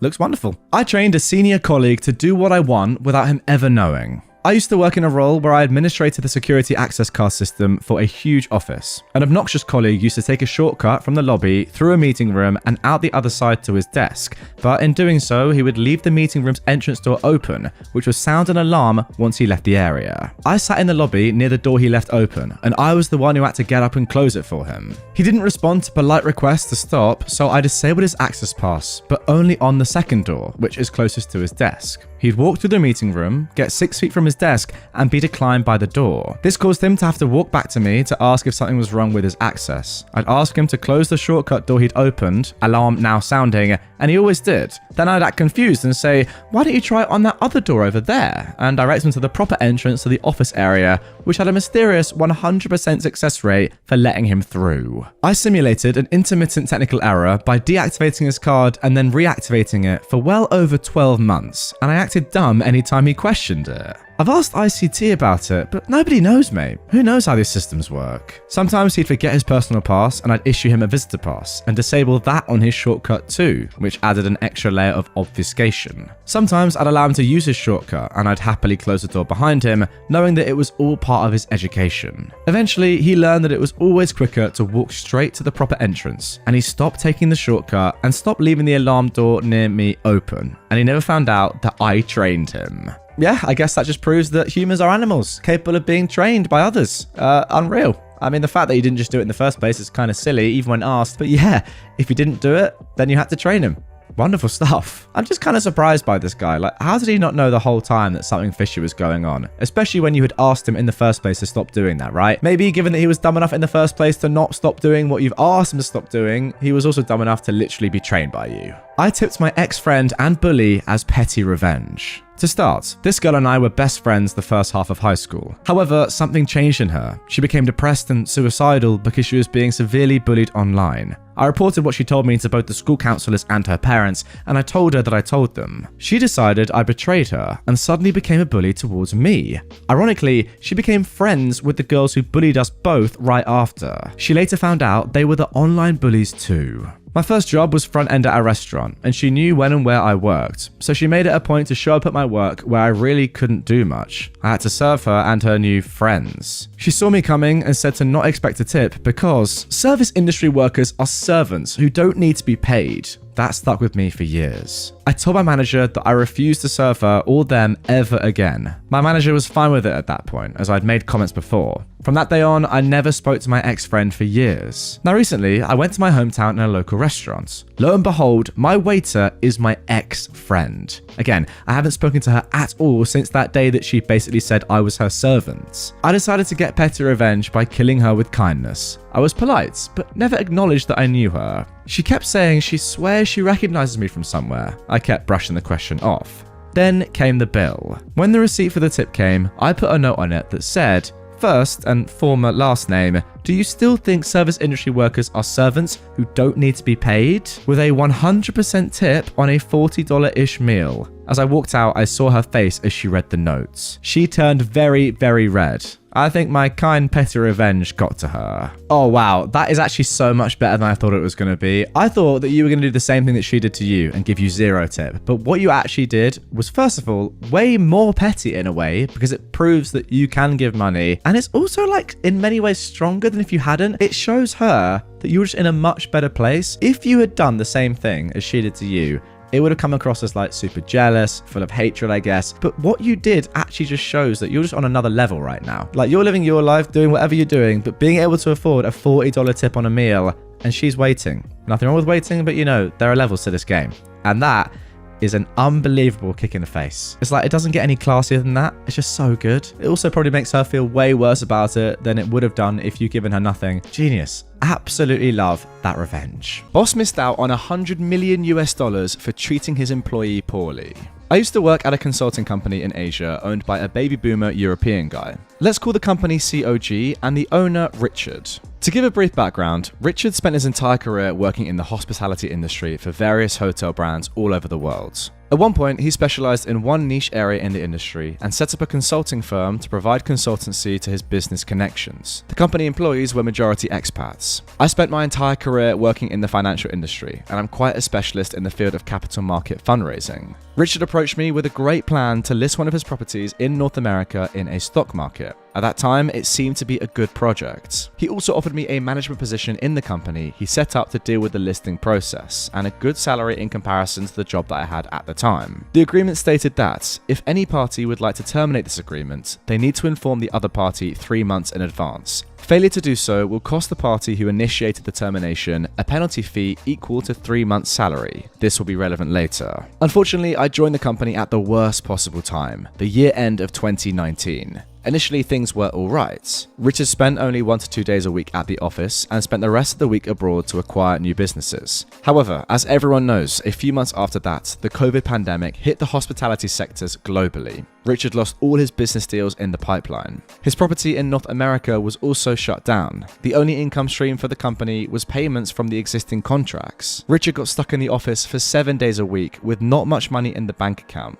This is when he showed his true characteristics. So firstly, despite the government's highly encouraged work from home policy, Richard was dissatisfied with the idea. As a boomer, he wanted to see his employees working all the time. He called anyone who chose to work from home lazy and cowardly. In addition, he would randomly call them several times a day on non-important issues, just to ensure everyone was at the desk all the time. Furthermore, he would assign lots of non-necessary tasks, remember all business deals were cancelled, to these people to do, so they would need to stay very late to finish the work. Secondly, he cut off 20 to 30% salary for all employees, including himself. This seemed acceptable at the time given the economic conditions. However, this will come up later. And finally, he'd just be annoyed at anyone in the company who mentioned any news about the pandemic. He just wanted to pretend that nothing severe happened and that things would be back to normal soon. Due to the pandemic and the financial status of the company, my role significantly shifted from getting a company listed to selling our assets to whoever gives the right price. Thus, the company can survive. During these months, I had to work closely with the company's CFO, called Fatty. Fatty had a very impressive resume with a degree from an Ivy League university. However, for some reason, there was nothing inside that brain. He could talk about all the financial jargon all day long, but he couldn't understand even the basic concepts of those words. Fatty would make mistakes all the time and trouble other colleagues. For some odd reason, Fatty would receive only minor criticism from Richard. Conversely, if other employees made 1 out of the 10 mistakes that Fatty did,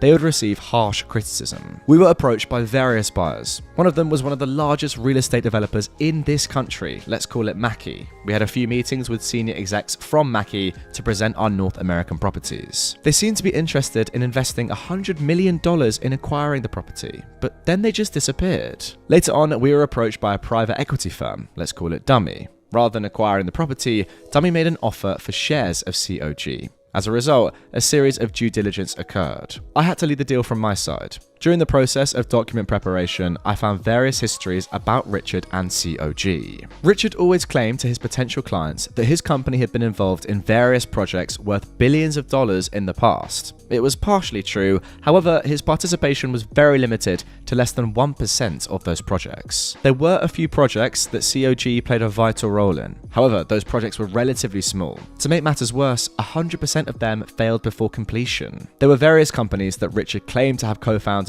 or was a part of the key management. However, there were no official records of that. And by digging into financial statements, I found out that he paid back all the money he saved from cutting employees' salaries into his personal account as a form of bonus. I felt horrible for working for such a phony. However, at that time it was Q4 in 2020, it was way too difficult to get a new job in the middle of the pandemic. The last straw came when we were about to submit the financial model to Dummy to set the valuation. I developed a financial model which would calculate all the potential deals into the valuation. All I need was the input of pipeline data from Fatty. After I plugged in the data, Richard asked Fatty to help review it. Fatty complained to everyone that the model was wrong and there were so many mistakes. When I checked, all those mistakes that he mentioned came from those inputs he provided to me. Garbage in, garbage out. I informed Richard that it was not my mistake, but Fatty's. However, Richard criticized me for not being responsible for my own mistakes and said that even though it was Fatty's mistake, I was still responsible to verify it.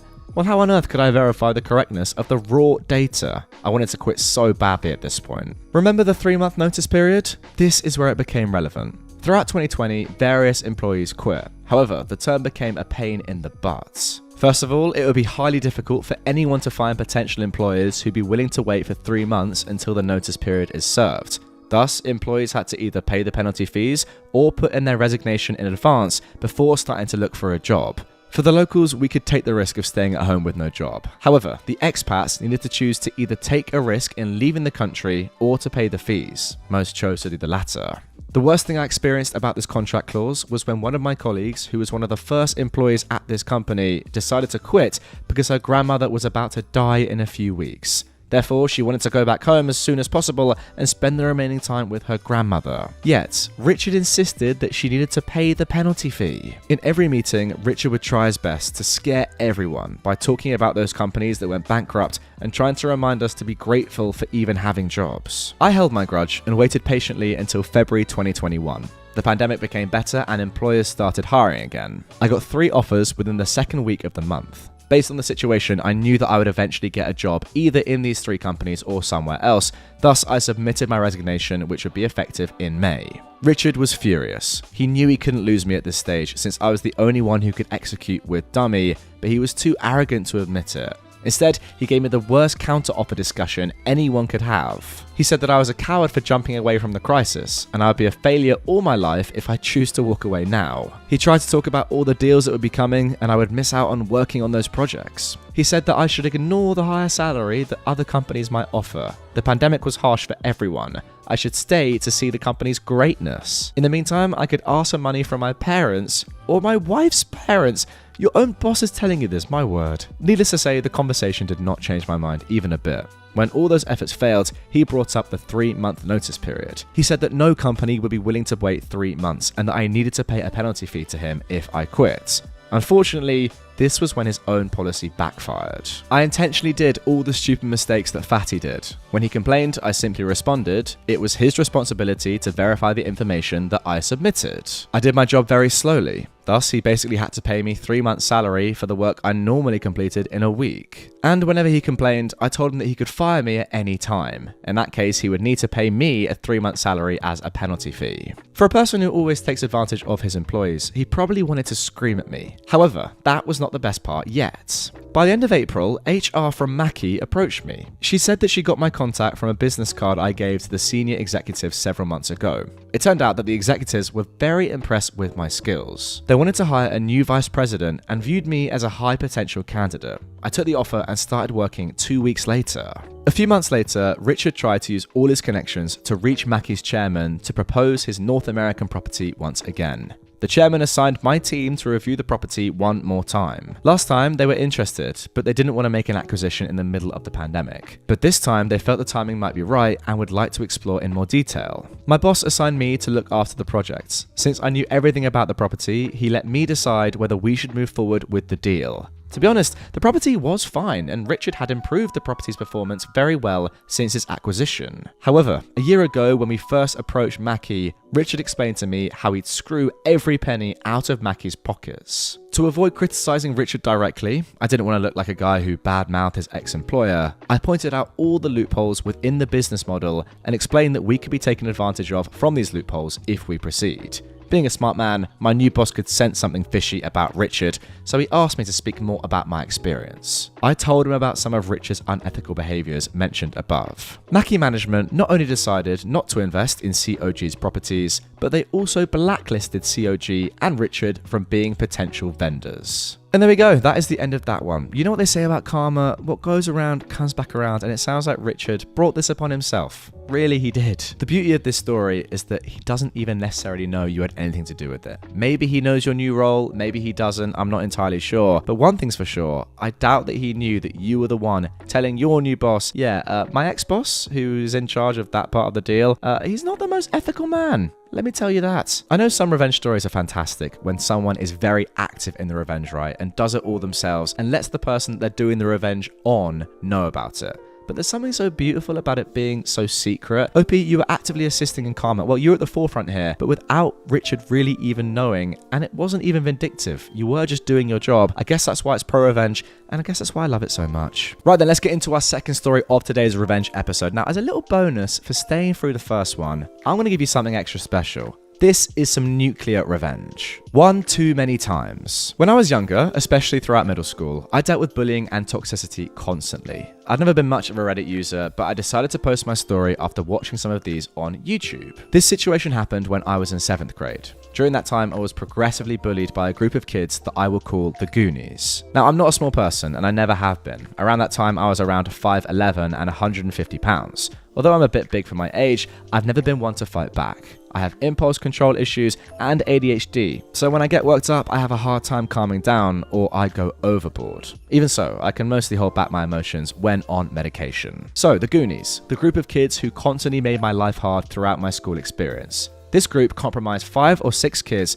mostly small and on the football team, but due to their numbers, they had an advantage over most people in my school. They preyed consistently on people who were without a group. Most of the time, they just took food items during lunch and asked for money from others. On the bad days, they would fight and take whatever they wanted. They've been preying on me and my group of friends for a while, mostly talking trash and taking food. This time was different though. I'd worn my grandfather's chain and cross to school that I'd gotten as inheritance when he passed the week before. When I tell you it meant a lot to me, it did. My grandfather was my pride and joy. We had the best relationship as my father was mostly out of town working. Now, he's never been in the best health, but he got lung cancer a few months before and passed on. The chain was all I really had besides some model train sets and a ukulele. That day, I wore my chain to remove some of the grief I was feeling from his passing to make it through the day. My friends knew about the passing and were trying to comfort me throughout the day. But the one class I don't have with them was gym, and in our school, we are required to remove jewelry before class. That part was uneventful. The problem came when I went back into the locker room. All of the goons had gym the period after, and I would see them as I was in the locker room. As I walked in and took my chain out of my locker, one of them took notice and immediately asked what I had in my hand. I, of course, not wanting to cause a problem, said nothing important. I went to the bathroom to put it on, and when I walked out, all of them were waiting for me. They started to tell me to give them what was around my neck. In that moment, I was on the verge of tears because I didn't want to lose one of the only things I had left to remember my grandfather. So I made a run for it. They blocked the door and started punching and kicking me. I didn't want to cause a fight because I knew it would get out of hand, and up until then, I had a perfect school record. When they stopped, I sat up and started to try and leave. The main Goonie, the leader of the pack, grabbed my chain and ripped it off me, breaking it and mangling the cross that my grandfather took such pride in. He started laughing as I stared at him in pure disbelief. I saw red. I lost it and started pummeling the main kid, grabbing him by his collar and smashing his head over and over again into the concrete, while his friends watched, screaming to stop, trying to pry me away. The gym teacher heard all of the commotion. I don't know how he didn't hear me getting jumped before, and came in running, yanking me away from the main goon and locking me in his office. He called the nurse and an ambulance. He was freaking out. I got suspended for 3 months, only due to the cameras in the hall that could see into the window of the door. It witnessed them jumping me. The only reason I didn't get arrested was that camera. Thank God for technology. Now, this might not seem like nuclear revenge yet, but here is the list you are waiting for. Injuries: fractured skull, broken nose, broken jaw, 8 lost teeth, and severe brain damage. He was out for 4 months with some time in the hospital. He didn't make it back onto the football team due to the fear his head would get hit. His grades also took a hit and he had to repeat 2 years. My group, on the other hand, have been free from bullying ever since. So, what do you guys think? Did I take it too far, or was it deserved? Wow, what a story. I mean, listen guys, you got to do as OP says. Get down in the comments right away if you're on YouTube and let me know your thoughts before I even give mine. I mean, look, as I always say, you can't advocate for just punching someone and dominating someone and sending them to the hospital, right? I don't think that can ever be an answer. But in this spot, what else are you going to do? Take it? Take them just beating the absolute trash out of you? Take them stealing the one sentimental thing that you now own that was your grandfather's pride and joy? No, you're obviously not. You've got to fight back in this spot, no matter what the repercussions are. So look, I can't really have too many cards with you doing what you did. I've got to really say fair play. You took it extremely well, and you fought for what was yours. That's kind of my opinion here. I think it would be easy for me to say you just had to deal with it later in a more, calm way and get the school involved and, get authorities involved and contact the police. I don't know. I think that's kind of BS, to be fair. I don't understand, right, why your gym teacher, who clearly knew what was going on before, like, you don't just hear half of a scuffle, didn't get involved right away. He only got involved when you were the one that was, doing the fighting. And maybe that was coincidence, maybe it was, but I'm not sure about that, It seems like he just picked and chose his moment as to when to get involved. Overall, I don't know. It was your grandpa's item that he gave to you. Ultimately, I hope you can fix it and the damage to it wasn't too bad, because that sentimental value you just cannot ever replace with money or time. OP actually says in the comments, that chain was passed down from his dad, but he still has it framed in resin and epoxy. He's ashamed that he hurt someone that badly, but they felt great for getting it off their chest in the Reddit. I don't know, interesting. I kind of like that response because no one ever wants to hurt somebody that badly. But in that spot, you had to do what you had to do, and I do rate that you knew you had to do it, but you still feel ashamed about it because it's obviously not the greatest thing to put someone in hospital. Overall, I've got to say that the main moral I take from this is that bullies are a disgrace, and sometimes maybe it's good to put a bully in hospital. Maybe it's good. Call me a race traitor in a PM on Reddit? Let's destroy your life. A few years ago, on a different Reddit account, I mentioned that I was in an interracial relationship. A Redditor reached out to me and told me I was a race traitor and unfaithful to my race. I was like, what the frick, bro? I looked at his accounts. It was 6 years old, which told me his username was likely something he used a lot. So I started Googling his username at Gmail, username at Yahoo, etc., and I found a match with Hotmail. A guy by the name of, let's say, Jeff, was selling some NFL game tickets and had posted his email. Now, this doesn't necessarily mean it's the same person. However, in the post, he mentioned a city in America and that he was a fan of a particular football team. I went through the Reddit user post history. He posted quite a bit in a respective city subreddit. He mentioned going to NFL games, and in another post, he also said he was born in Canada. So, through the ad for the NFL ticket, I figured out his real name. I found his biography on his employer's website. He was a senior level manager, so they had a bio for him. In that bio, they mentioned he was born in Canada, was a fan of said NFL team, and loved living in the city. I also found his LinkedIn page during this time, so I sent him a connect request on LinkedIn, which he accepted.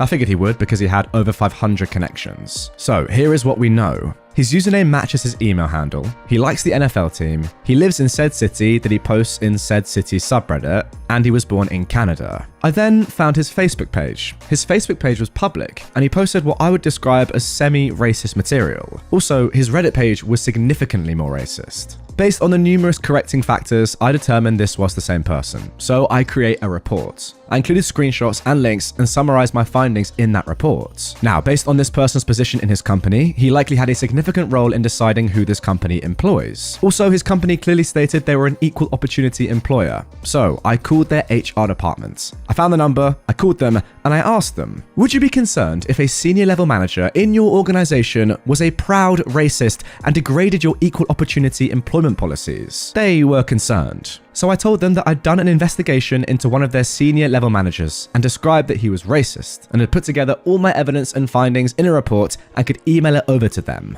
I emailed them the reports. A few weeks later, I called to get an update, and I was told they appreciated my reports. However, they would have to comment on the status of their decision and make public statements in regard. Basically, thanks for letting us know, but we're not going to tell you anything. That's fine. So I waited another month, and I kept checking his LinkedIn page. Then, one day, I saw a LinkedIn post from him in which he said he is looking for a new opportunity and if anyone had any positions open. So, I messaged him on Reddit and I told him, hey bro, heard you got fired. Just want you to know that I am the reason why. He threatened to find out who I was, hunt me down, R-word my spouse, and strangle me to death. So I reported him to Reddit admins who promptly permabanned him. Now, he really should have learned his lesson, because guess what? He didn't connect the dots. He didn't know I could see all his LinkedIn activity. He didn't know who I was. He simply acted in rage. So I put his newest message into my folder and added it to the reports. Because you see, I can be an incredibly vindictive mother effer. I checked his LinkedIn once a week.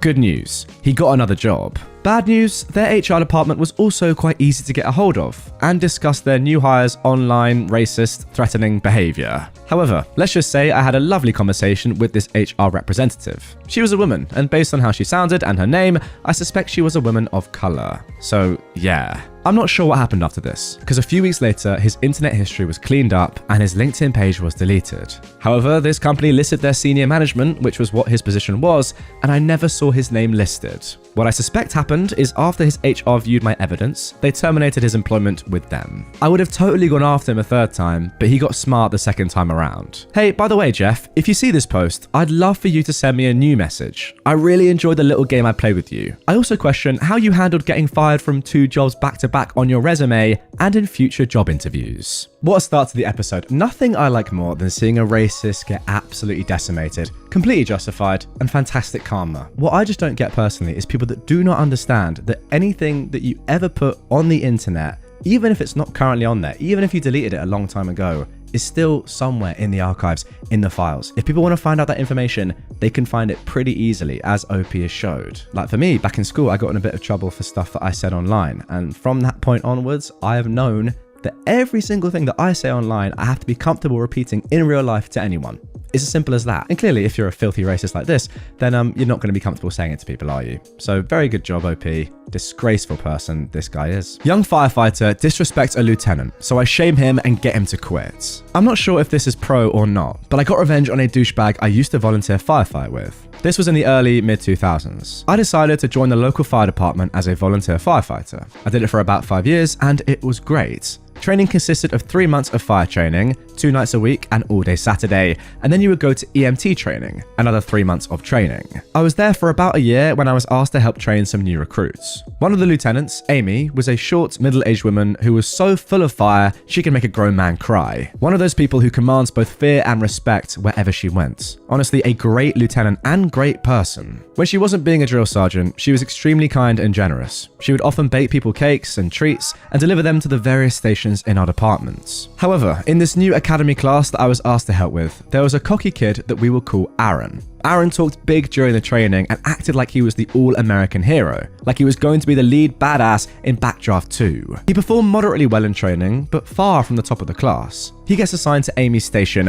which is a pretty quiet station in the department. A few months after he starts, Amy swings by my station one night to say hi. She brings us the motherload cake from Claim Jumper, a massive 6-layer cake. She explained that she had treated her crew to a night out at Claim Jumper, which must have cost a lot of money. I think she took about 8 people and bought a whole cake to top it all off. They'd eaten the first 2 layers, so she gave us the remaining 4. We thanked her profusely and she left. Back then, the big social media platform was MySpace, and I decided to look up some of the people in the department to make friends. I came across Aaron's page and I noticed some photos of him and the rest of his crew at Claim Jumper with Amy. However, when I read the comments, he bragged about how he'd purposefully ordered the most expensive dinner, appetizers, and drinks since Amy was buying. He bragged about how he was going to take advantage of her stupidity. This alone made me angry because she was doing this super nice and generous thing. What an ungrateful, selfish idiot. Then I read the rest of his profile. He had videos and memes on his page glorifying himself as a badass firefighter, bragging about running into burning buildings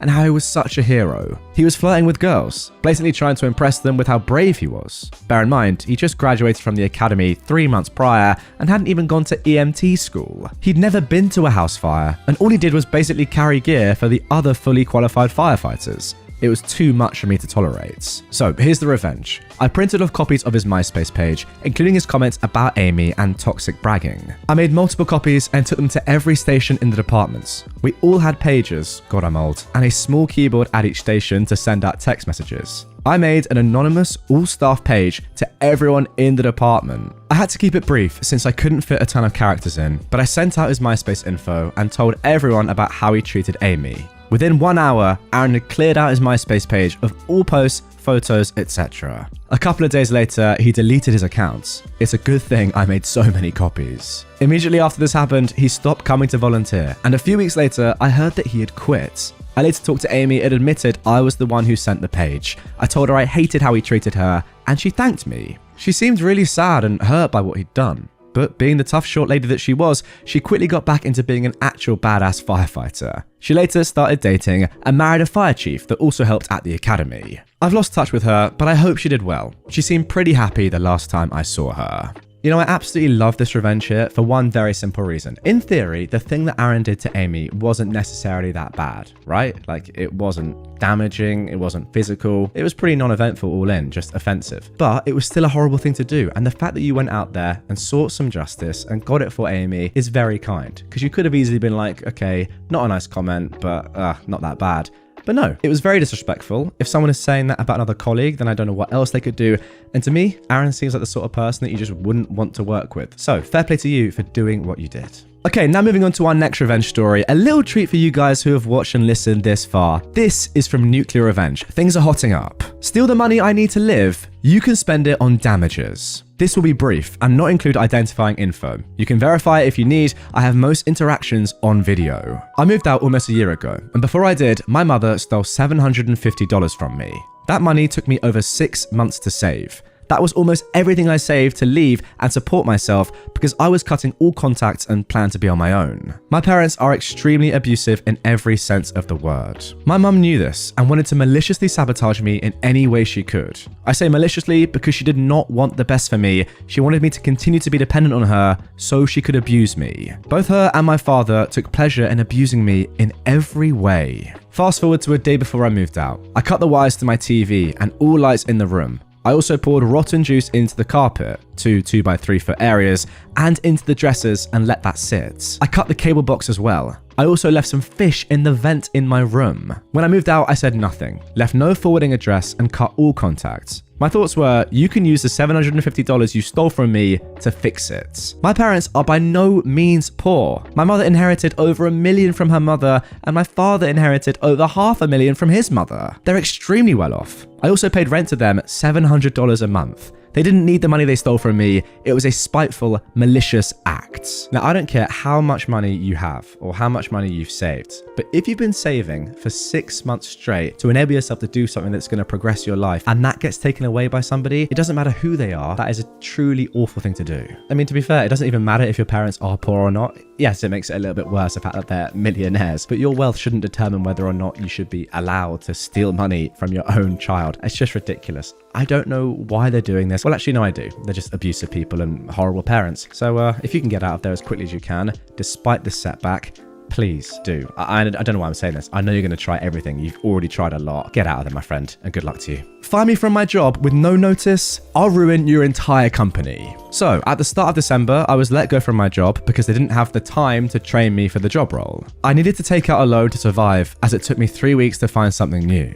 I was hired for a customer services administrator role, and as I'd never done that type of work, I was told I'd be given full training on job. The girls in the office never bothered, and I simply learnt the job myself. I was told my performance was more than they expected, but suddenly I was called into the office at 8:30 a.m. when I arrived and told they were really sorry, but they didn't have the time to train me, so I'd be let go immediately with no warning or notice. I was completely shocked by this. To add, my contract stated that I was to be given 28 days notice of termination. The company I worked for uses government grants as a form of payments, so they would regularly claim they've done certain things they haven't to make more profit from the government, such as forging signatures and lying about what work they've done to gain more funding. Basically, we get funding from the government for providing services to lower income customers. That's all I can say. I was involved in a different department, but shared an office with the department responsible for lying about profits. It's a small company, and the director would constantly hassle them to forge signatures as we can get the jobs through quicker. And if we had an audit, he would go to prison for what was being done. So when I got laid off, not by a manager, but someone who worked at the same level in my department, I was absolutely livid that they dragged me a 60 to 80 minute drive for me to leave 2 minutes later. I got home and immediately called the fraud whistleblower helpline. Nothing came of this until a week later when they wanted more details. The thing is, I'm very good at being silent and taking in my surroundings. I was able to tell them which accounts had been forged and lied about. I also had considerable email evidence of what had been going on. So, long story short, the majority have lost their jobs, including the people who couldn't be bothered to train me and went running to the director to fire me, including the director who is now being investigated for fraud and facing time in prison and a massive fine. Always live by the mantra, frick about and find out. Yeah, you've just been absolutely used here, I'm sorry. The fact that you're already very good at your job, you've trained yourself, the girls have even said, oh, you know what, we're very surprised, you've done really well, you're doing the job excellently. But also, no, we haven't officially trained you, and now we don't want to give you a lot of money, so yeah, you're done. That is so disrespectful, and yeah, as I said, they are completely using you, exploiting you, and it's not legal. When you hear more and more about the company, as I read more and more of the story, it doesn't really surprise me that the employees act this way. I mean, the fact that there's just fraud all over the gaff is a massive red flag. of course. And again, as I've said with all these stories, fair play to you, OP, for actually doing something about it. It's one thing noticing these things and saying, okay, I'm not going to stick around in this company because they are fraudulent, they treat employees badly, they do terrible things. But it's another actually fixing the problem and helping out other employees and future employees as well. Because who knows, down the line, if this company is still running and who knows, is getting more and more profitable and employing more people that just don't know about the stuff that's really going on, then they could be in for a terrible time. But the fact that you've done this and stopped all this going on, not just for yourself, but for potential future employees, is amazing. So fair play to you once again. My boss stole my Super Bowl tickets, so I made him lose a major client. With the NFL playoffs back on, I thought you all might enjoy this football-related revenge story. I'm a huge 49ers fan, the rabid all-day tailgate in the parking lot type.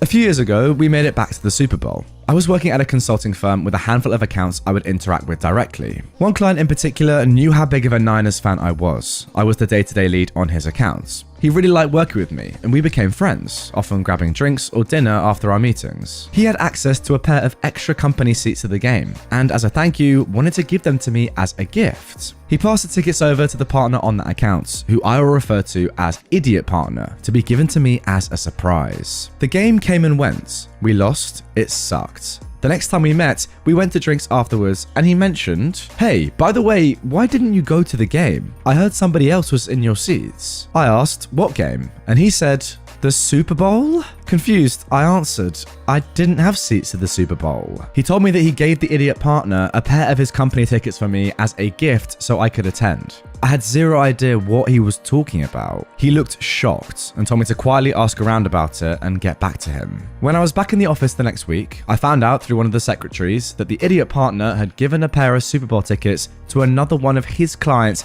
as a gift from our company. I might have let this sort of thing go to keep the peace under different circumstances, but these were seats on the 30-yard line to see the frickin' 49ers play in the Super Bowl. I was fuming. I considered confronting the Idiot Partner myself, but realized it was the client who had noticed I wasn't there in the first place, so if I let him handle it, there'd be no blowback on me. So I texted him, "Hey, I just wanted to thank you so much for thinking of me with those seats. It appears that they were given to another one of our firm's clients." He texted back right away, in all caps, "Are you kidding me?" And then, "Pretend I never told you. Let me handle." He followed up with me about formulating a plan. A few days later, we were asked to come down for a meeting in their office. The client requested the partner to be present, not entirely unusual, so the Idiot Partner and I hopped on a flight the next week and headed over to their office. Little did the partner know, my client had orchestrated a wonderfully awkward little show to catch him red-handed. When we entered the conference room, it was all the usual suspects, along with a woman in her 30s we didn't recognize. My client immediately introduces, "Partner, this is Stephanie such and such, VP from another department. She wanted to sit in on this meeting."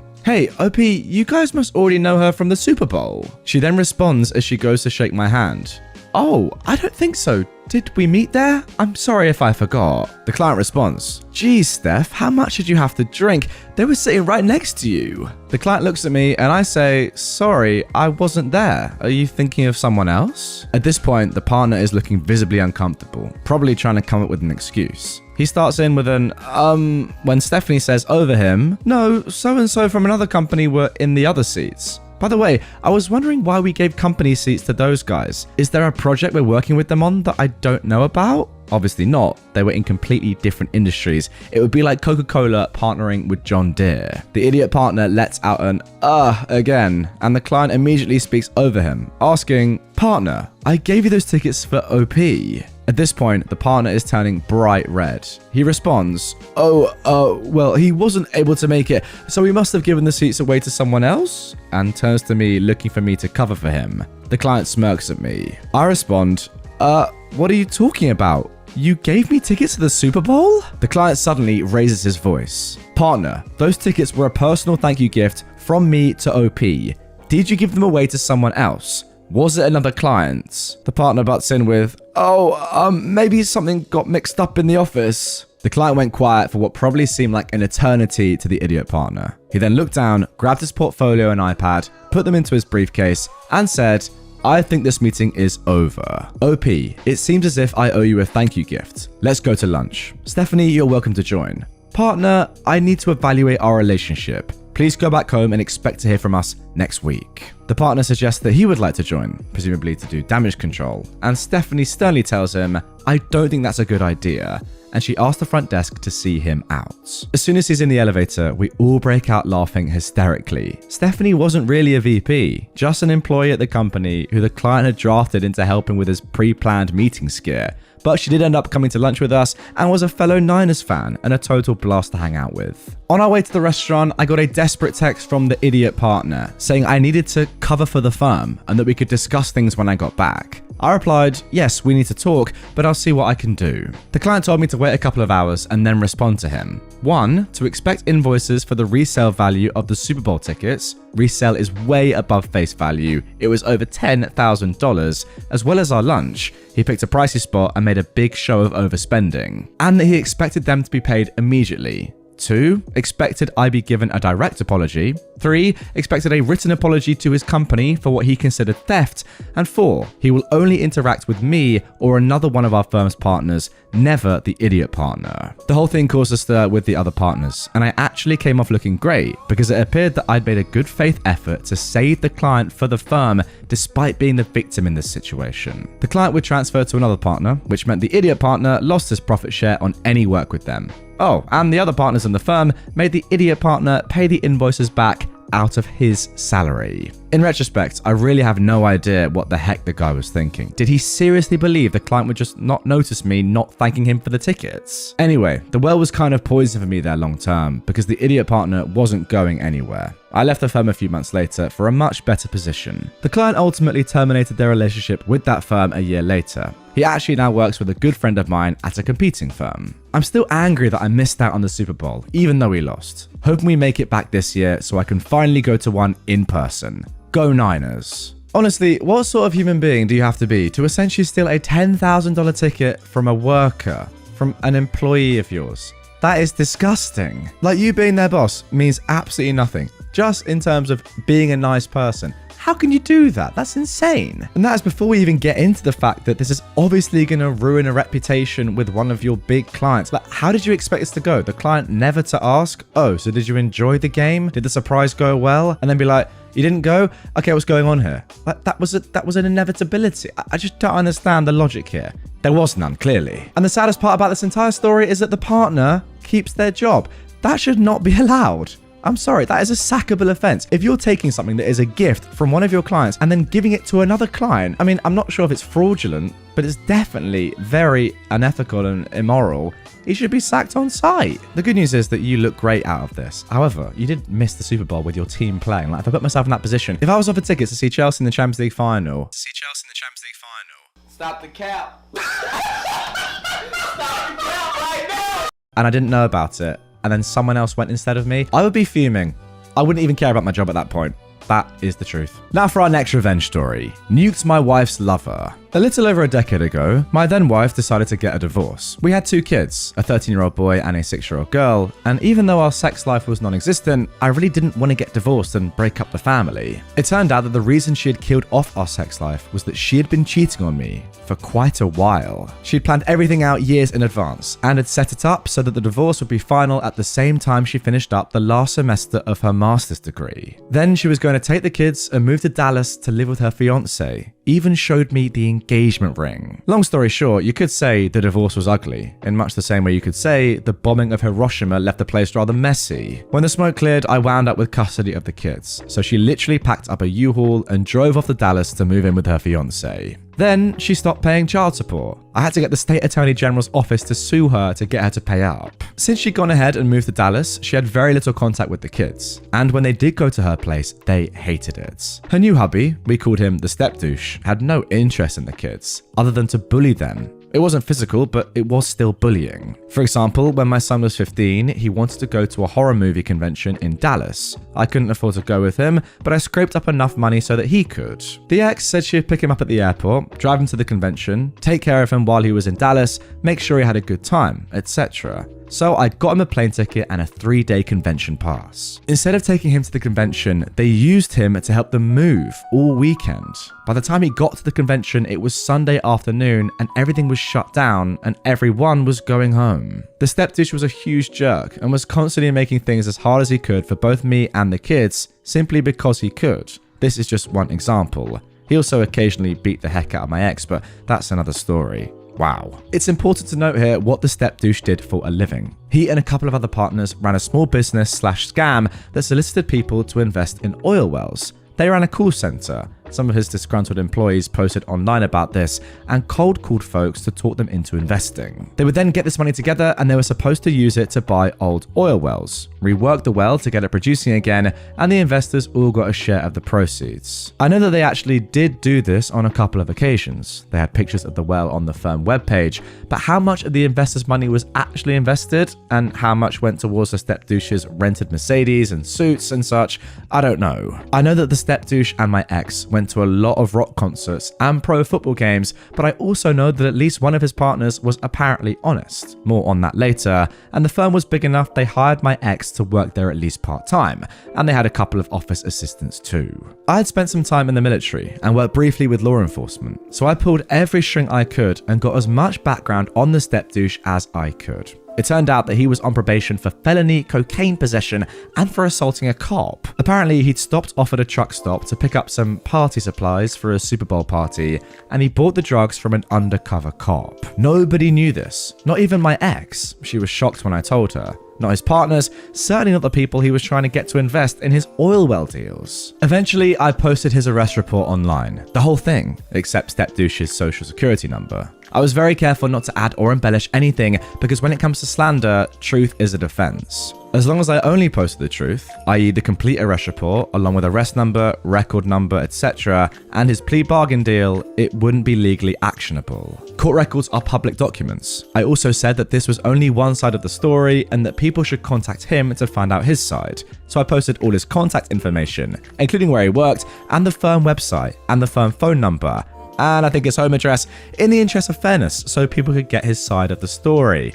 But I didn't dox him or anything like that, not even once, even though he lacked the legal certifications and background checks required for someone who worked doing investments. I figured his partners could find that out for themselves if they decided to check. I don't know the details of what happened next, but I do know that my ex called me up a couple of weeks later and literally begged me to take my post down. I politely refused. I do know that his firm vanished, website gone, phones disconnected, emails bounced. Apparently people are reluctant to invest their life savings with an unlicensed drug felon. Who knew? The kid said that my ex and the stepdouche had to move into a hotel for a while, so what happened to the house they were renting, I don't know. Finally, they moved back to our city, and stepdouche got a job working for a buddy's exotic car company. Customers would come into the company and request a particular kind of car, and he had to go and search the internet to find a matching one that was for sale. I don't think it was a high-paying position. The ex went back to the job she had before the divorce, though with another company, and she was the big breadwinner. I know that they were dodging creditors for a long time, because I would occasionally get phone calls from bill collectors asking for my ex-wife. These guys always found me to be very cooperative.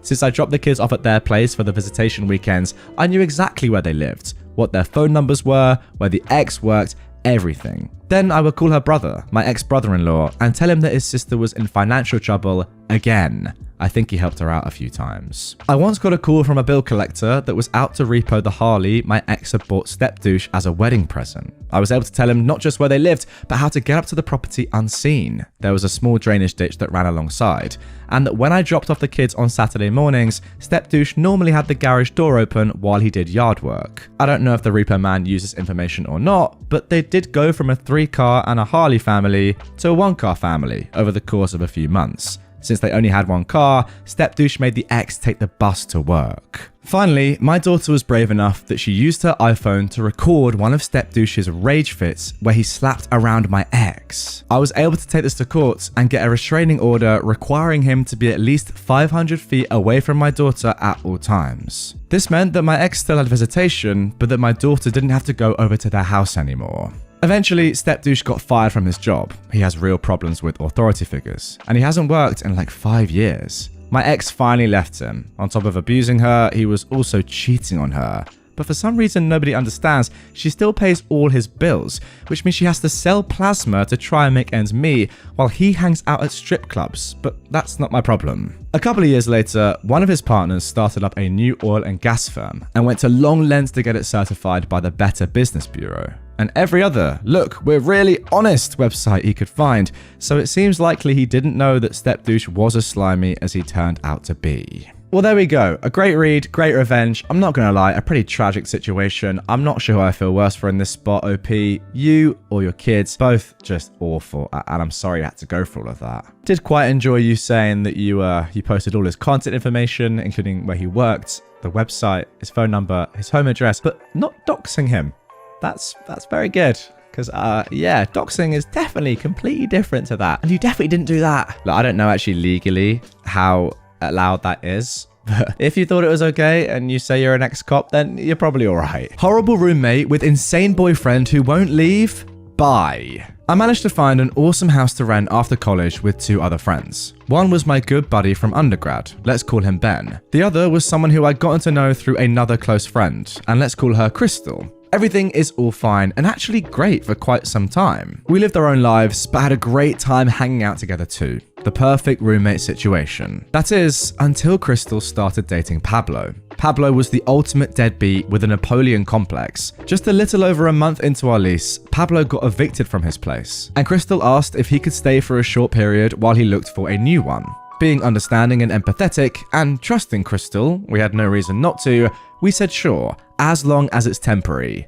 Big mistake. Pablo lost his job. Pablo had been dishonorably discharged from the military. Pablo was an unsuccessful gambler. Pablo was a drunk. It was New Orleans, so it's not like any of us had a leg to stand on here, but he was a dangerous drunk. He would verbally abuse Crystal, waking up the whole household in the middle of the night with fights. He killed her pet fish by running it under scalding hot water. He would hurl racial slurs at my then boyfriend. He broke Ben's Wii. On numerous occasions, he left the front door wide open. Anyone who knows New Orleans knows this is a bad move, even in the safest areas. He left an empty pot on the stove with the burner on, and I came home to a house full of smoke. He was really putting everyone's lives in danger. Ben and I decided to have a house meeting to discuss our concerns with her, and knowing that sometimes emotions can flare, we came with a written agenda so as to just stick to the facts. Yet Crystal defended him and offered no solution to when he would be leaving and finding his own place.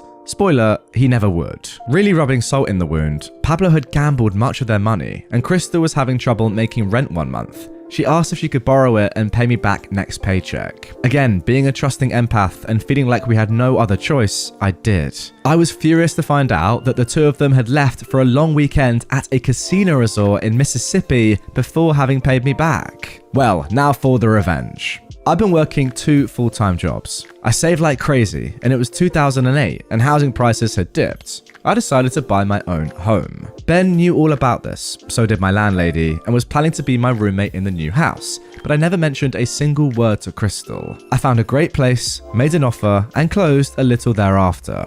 It just so happened that the day I closed on the house, when we were already planning to move and just get the hell out of Dodge, Crystal and Pablo took one of their famous casino getaways. We got around 15 to 20 of our close friends, one of whom had an enormous truck and a giant flatbed. Of course someone did, it was Louisiana. Many hands make light work, and within a few short hours, the entire house, other than their room, was cleared out. Oh, and did I mention all the furniture, all the kitchen stuff, everything in the common rooms belonged to either me or Ben. Crystal and Pablo returned home at the end of a full day of gambling, only to find a completely empty house except for their room. We told them we'd switch the utilities that were under my name to the new house, and we'd informed the landlady and paid out our share of the remainder of the lease. The looks on their faces was priceless. We left and never saw them again. Hallelujah. Wow, talk about a quick little piece of revenge there. That is so much to have done in just a few hours. Brilliant scenes, and you're right. With that many people helping out, you can get so much done in such a short amount of time. Imagine the look on Pablo's face. And by the way, this is completely justified. I don't even need to say that, but it is.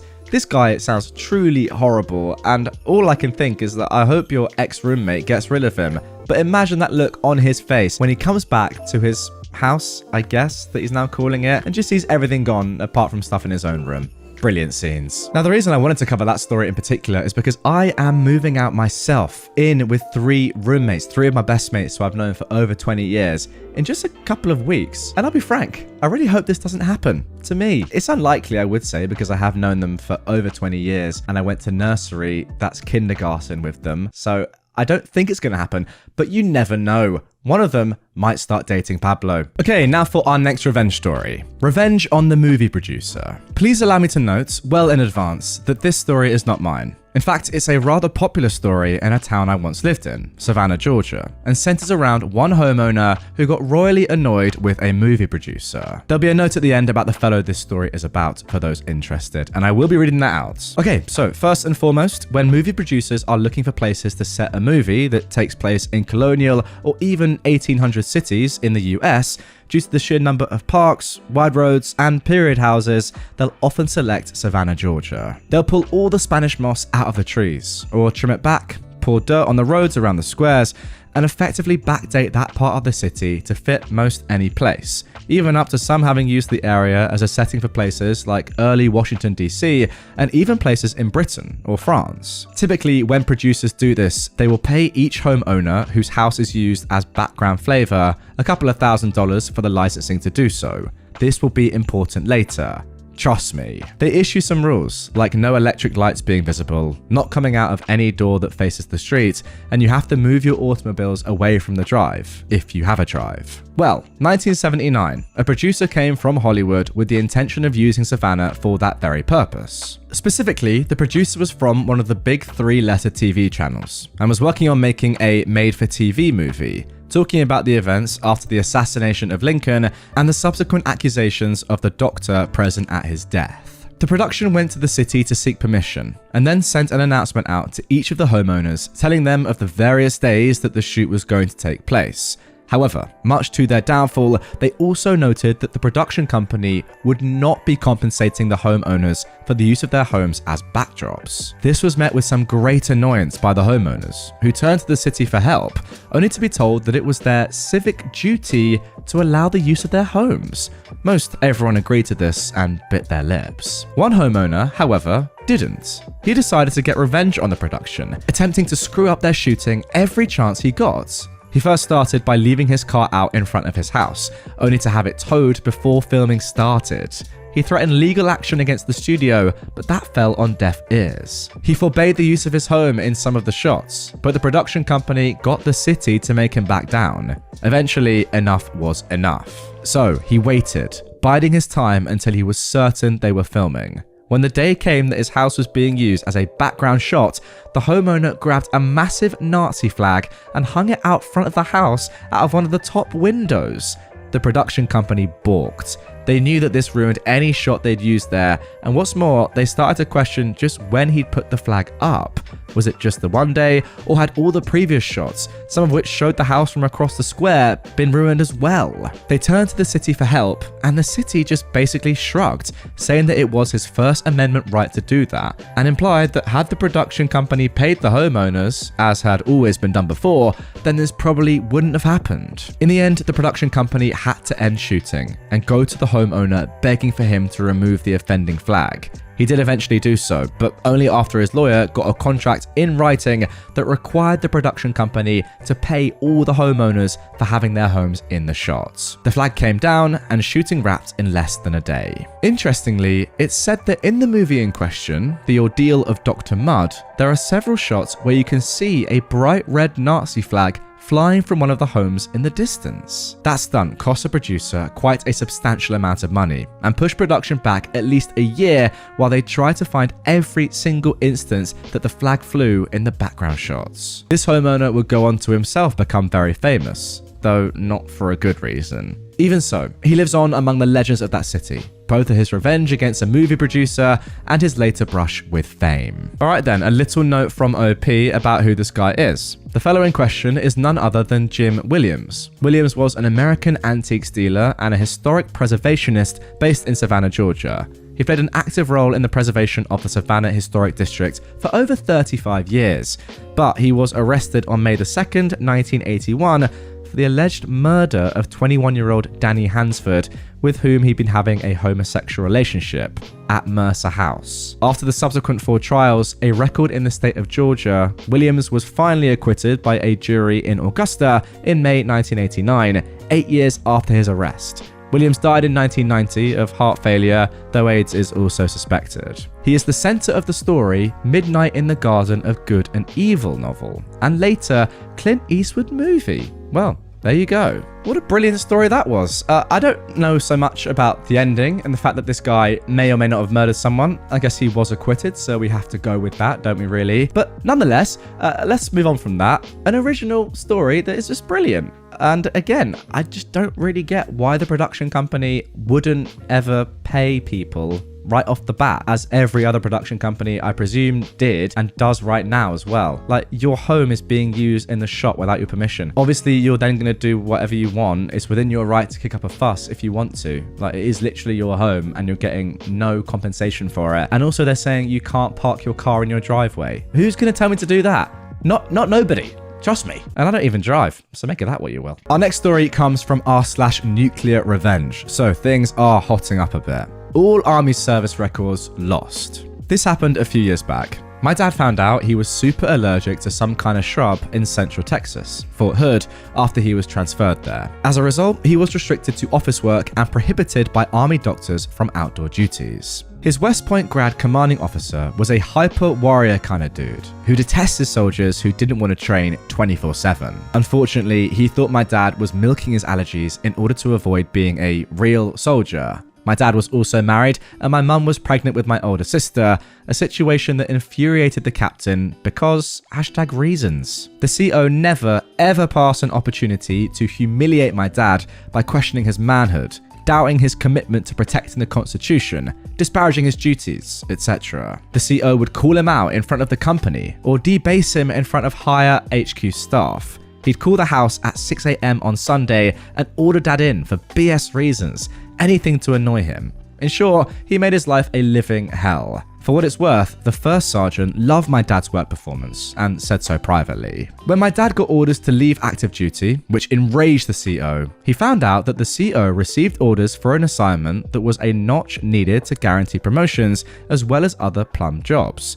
Dad decided to screw with his official records before leaving. As company clerk, he had full access to unit personnel files, orders, and more, which meant he also had keys to the building as well. This was during the pre-digital, pre-computer era. The night before my dad was to get out, he took all of the captain's personnel folders and mailed them separately and anonymously to various posts around the globe, knowing full well that it would take weeks to deliver them to geographically unrelated unit mailrooms around the world that may or may not open the packages in order to return them. It just so happened that the unit was in the field for a 2-week exercise on the day my dad left, which meant a skeleton crew would man the phones and mow lawns until they returned from the fields. No one was the wiser for weeks. One of my dad's old poker-playing sergeant buds wrote a few months later, telling him that the captain went ballistic, that the missing files seriously damaged the captain's career prospects, since some of the files were lost in the system. Therefore, the coveted assignment orders were cancelled and the entire personnel record had to be reconstructed manually by the Department of the Army. My dad said it was a teaching moment for the cruel jerk that you should never screw with your unit clerk, because even chairborne rangers know how to seriously wound enemies, foreign and domestic. We've said it once, we've said it 1,000 times on my channel. Do not mess and do not annoy any of your colleagues, no matter where they are in the hierarchical structure of whatever organization you are employed by. Just don't mess with them, because first of all, you have no idea who they may become. One day they may just be the CEO, they may just lead the world, who knows? And also, if they are going to leave at any point and you have done things like this to them, then they are at their most dangerous at that stage. They're going, they have no qualms about whatever they're going to leave their business or army behind with, so they might just go off the rails like your dad did and potentially ruin any of your career prospects, as happened here. Great stuff, completely deserved. And now for our final revenge story of the episode. This one from r/PettyRevenge, but with over 34,000 upvotes. My ex cheated, so I refunded a gift and now she's livid. My ex broke up with me just about a year into us dating. In hindsight, she was awful, but I was blind to it all. She broke up with me over the phone, which seemed a little informal from all the time we spent together. Fast forward a week after that, several individuals connected to her, but not each other, confirmed she was in fact seeing another man. I didn't confront her about it because I realized that things just don't work out sometimes. It was just the way she went about it that irked me. I'm old enough, late 30s, to accept that people are just jerks, but I also felt like she was getting away with something without feeling even a bit of remorse. The breakup was the only contact. No calls or texts occurred after that over a year ago. I remember for Christmas that I bought her, well, us, a really expensive couples massage spa package because she would always say how she wanted to do something like that. I purchased some big package from a local place that cost roughly $600. I obviously didn't have the certificate with me. I decided then to go to the spa and make up a story of how I lost that certificate. I showed them the receipts, always keep those, and showed him my credit card charge. They wound up reissuing me a gift card and cancelling the other. That was over a year ago, and frankly, I forgot about it. Today, I get a call from her. That's the first contact in a year since breaking up, and she's screaming at me over the phone that the gift certificate is no good, and the spa place accused her of stealing, and what a POS I was for reporting it to be such. I called the guy. He said he told her it was reported stolen. I just politely explained that I didn't think she was deserving of it, and if she really wanted to, she could just have Mark, the dude she was banging, pay for a new one.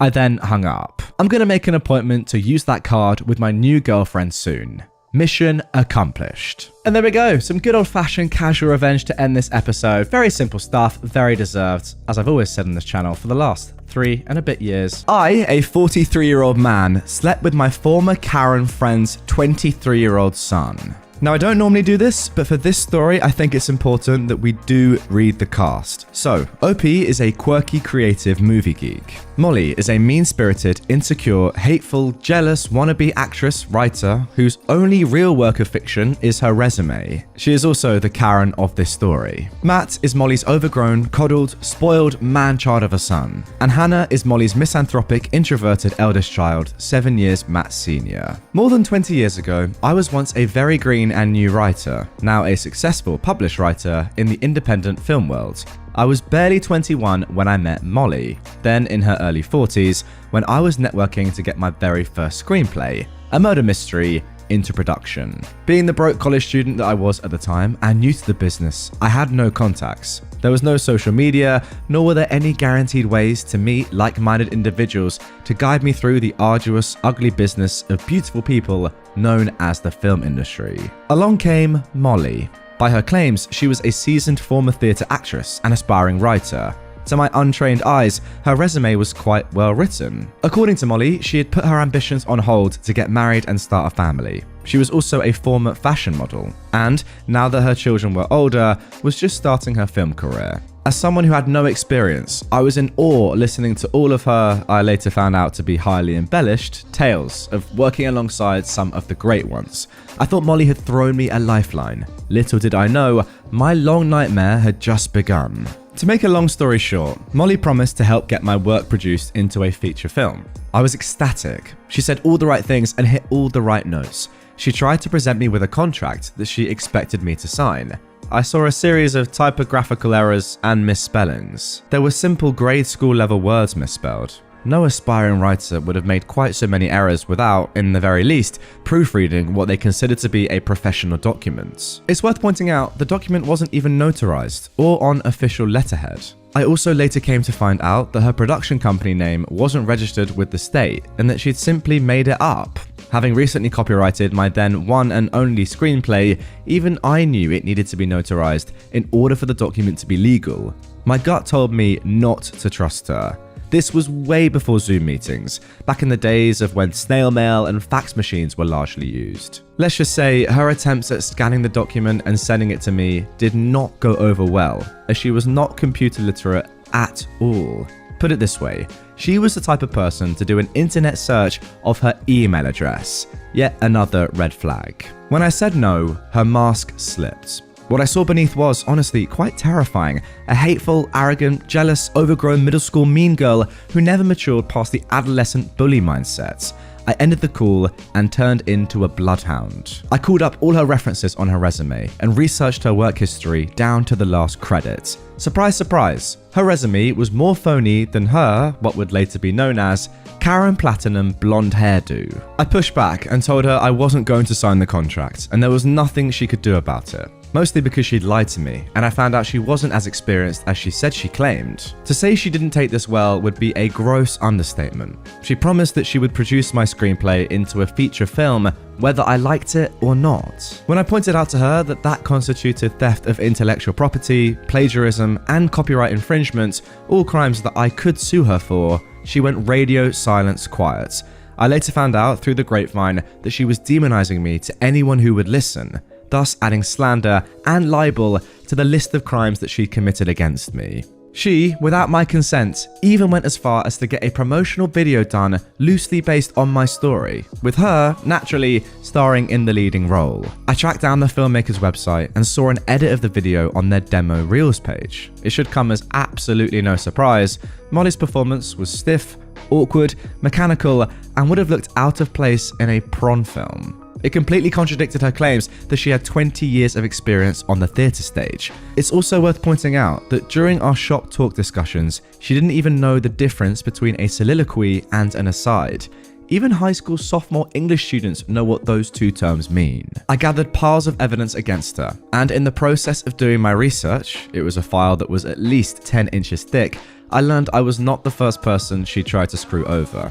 If it isn't clear already, Molly was a total narcissist. She had no respect for boundaries, zero comprehension of the word no, no accountability, and never thought beyond the moment. Therefore, she had no expectation or understanding that there are reprisals and consequences for her actions. To say I was livid upon learning that Molly had stolen my literary property and tried to turn it into her own little vanity project would be sugarcoating it. I decided to contact the director and producers directly. I scanned my copyright certificate and sent a very eloquently written email to them declaring that I was the sole creator, owner of the work that Molly had presented to them. It should come as no surprise that she had claimed she'd written it and was going to produce and star in the feature film based on it.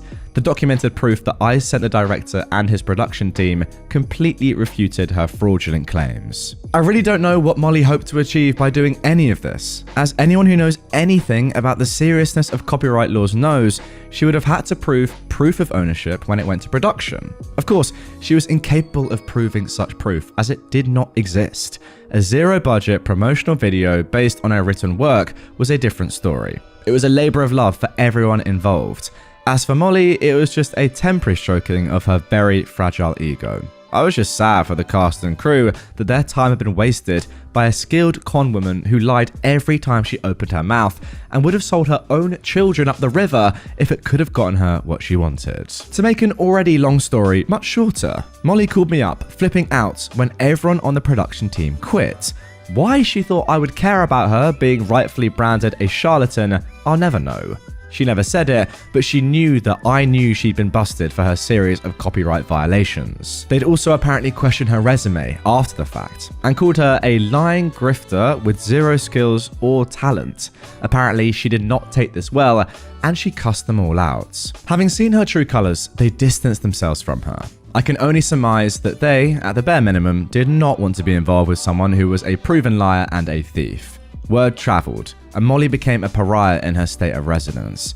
In my last phone call to her, I granted her one last concession. I told her if she wanted to salvage anything resembling a career, she would have to move far away where no one knew her. Last I heard, she ticked off well over 100 people with her unethical, immoral, unprofessional, and downright illegal business practices. She'd made her bed of nails and was forced to lie in it. Flash forward to present day. I'm actively working in the local film industry of my current state.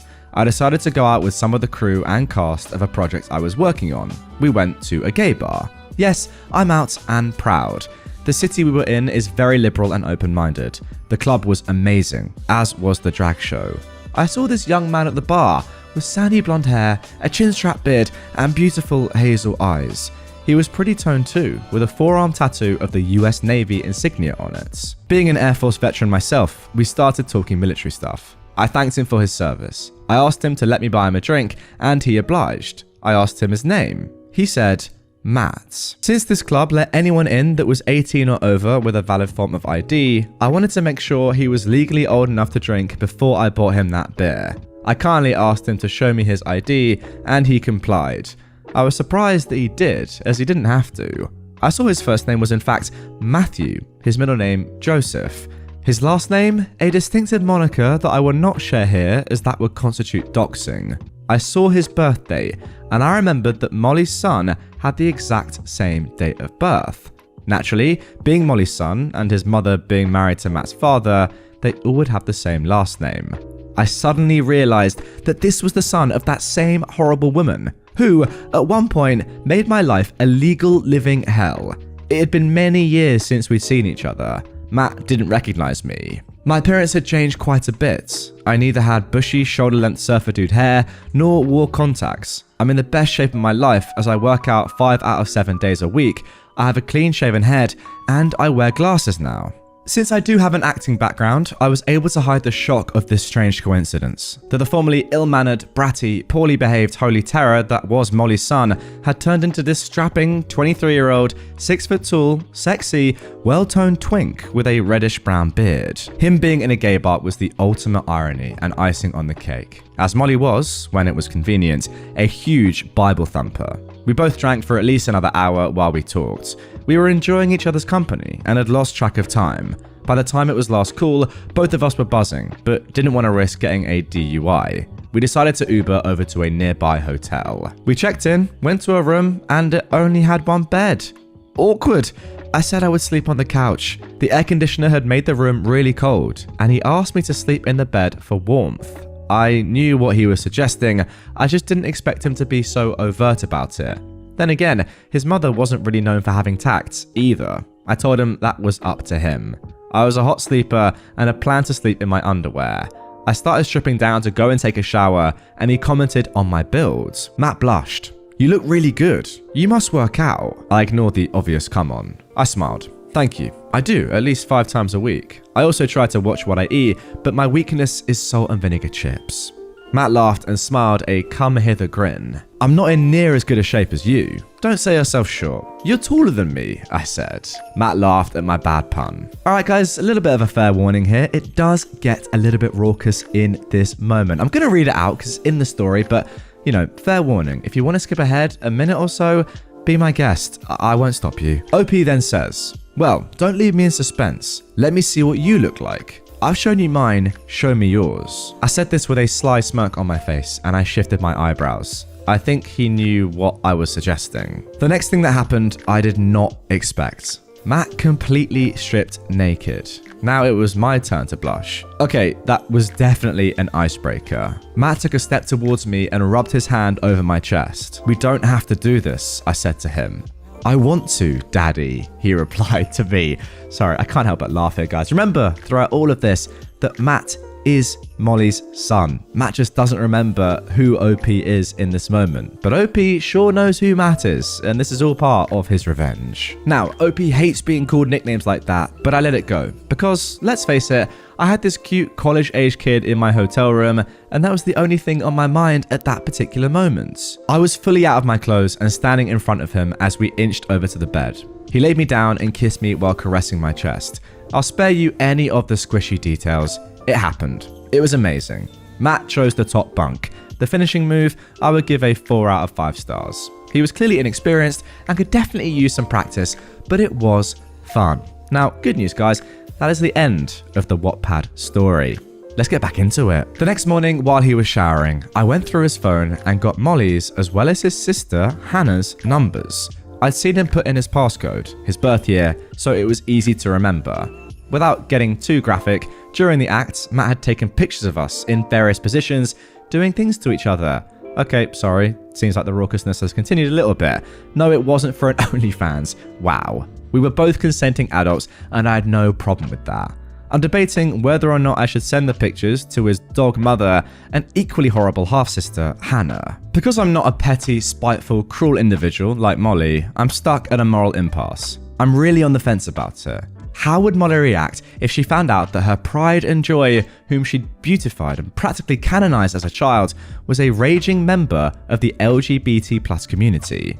Not that having a gay son should ever be considered a form of punishment, but Molly, being the racist, homophobic, bigoted, feckless, Bible-thumping, adulterous hypocrite that she is, I'm sure it would come as a big shock. In comparison to Molly, Matt's father was always more liberal-minded, easygoing, and just wanted all of his children to be happy. He had 3 others with his first wife before he met Molly. I'm also pretty sure that Hannah wouldn't care at all about her little brother being a great big flamer either. If anything, I'm sure of one thing. If and when Matt comes out, he's going to see how very conditional his mother's love for him, if he doesn't even know that already, is. As a child, Hannah and Matt often went hungry, wore ill-fitting clothes, shoes that didn't fit, rarely had supplies for school, had teeth rotting out of their heads, and lived in a house that looked like it belonged on hoarders. Molly, on the other hand, always had her hair done, her nails done, booze in the fridge, and a full pack of cigarettes. It's the important things that matter, right? And there we go. That is the conclusion of that story of revenge. Not entirely sure what to think about it. It was extremely well written. I did enjoy reading it, apart from maybe the Wattpad moment in there. Not entirely sure that was necessary, but hey, I can never say that too much description is a bad thing. Maybe in that situation it was. I don't know. Good story though. I enjoyed it. Guys, what do you think? Did that revenge justify itself? Was that good enough? Was it even apt? Was it revenge at all, really? It seemed to me as if OP kind of wanted it to happen anyway. You know, it wasn't really revenge as such, as maybe it was just you happened to come across a guy that you fancied, and he just so happened to be the son of a horrible woman that you met in your past and that didn't really do the nicest of things to you and tried to steal your script. I don't know. I guess I'm trying to say that I think you would have just got with him anyway, right? Even if you didn't know who he was. Now, with that all being said, comment down below, guys. Do you think that OP should send those photos? For me, I just do not see that as necessary at all. I don't particularly think that stealing a script should lead then to the person's script that you stole sending photos of them with your son in some pretty uncompromising positions, let's just say that, to you. I don't really think that's justified, but hey, maybe I'm being a little bit too lenient. Get in the comments down below, what do you think? Should OP send those pretty raunchy photos? And if you don't send them to Karen, hey, we can always send them to me, my friend. Don't do that, please. I had a male member of staff try to force himself onto another staff member, a female. She chose not to press charges, but that didn't sit right with me. To preface, I live in a country that employs a large foreign expat workforce in pretty much every industry and in all levels. For someone to move here for work, they have to be sponsored by a company or the individual that's employing them. I own and operate a small restaurant business here and employ more than a handful of foreigners as servers, cleaners, kitchen staff, drivers, etc. So here's the story.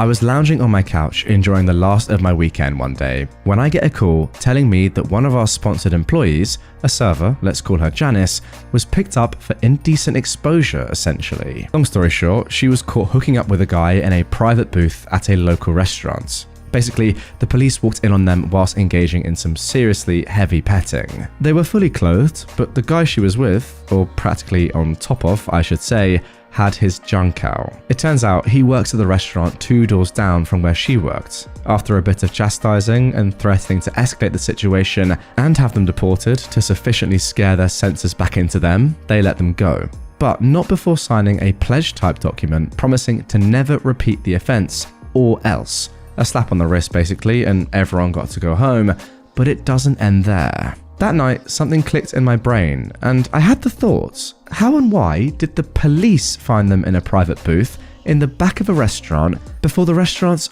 own staff did? So I called the restaurant the next day. I thought maybe they called the police on them immediately for some reason, or maybe the couple got belligerent when staff asked them to stop.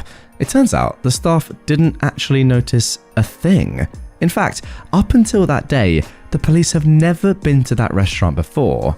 And when they did, they simply walked in, went straight to the back booths where the two were sat, and they busted right in. I realized that this meant that someone must have seen them and called the cops on them point blank. The question was, who? I decided to speak to Janice. I wanted to speak to her anyway that day, both to check in and get her version of the situation. I also gave her the employer, you know you did something stupid chat, and I reassured her that she is keeping her job. I also wanted to ask who she thought called her in.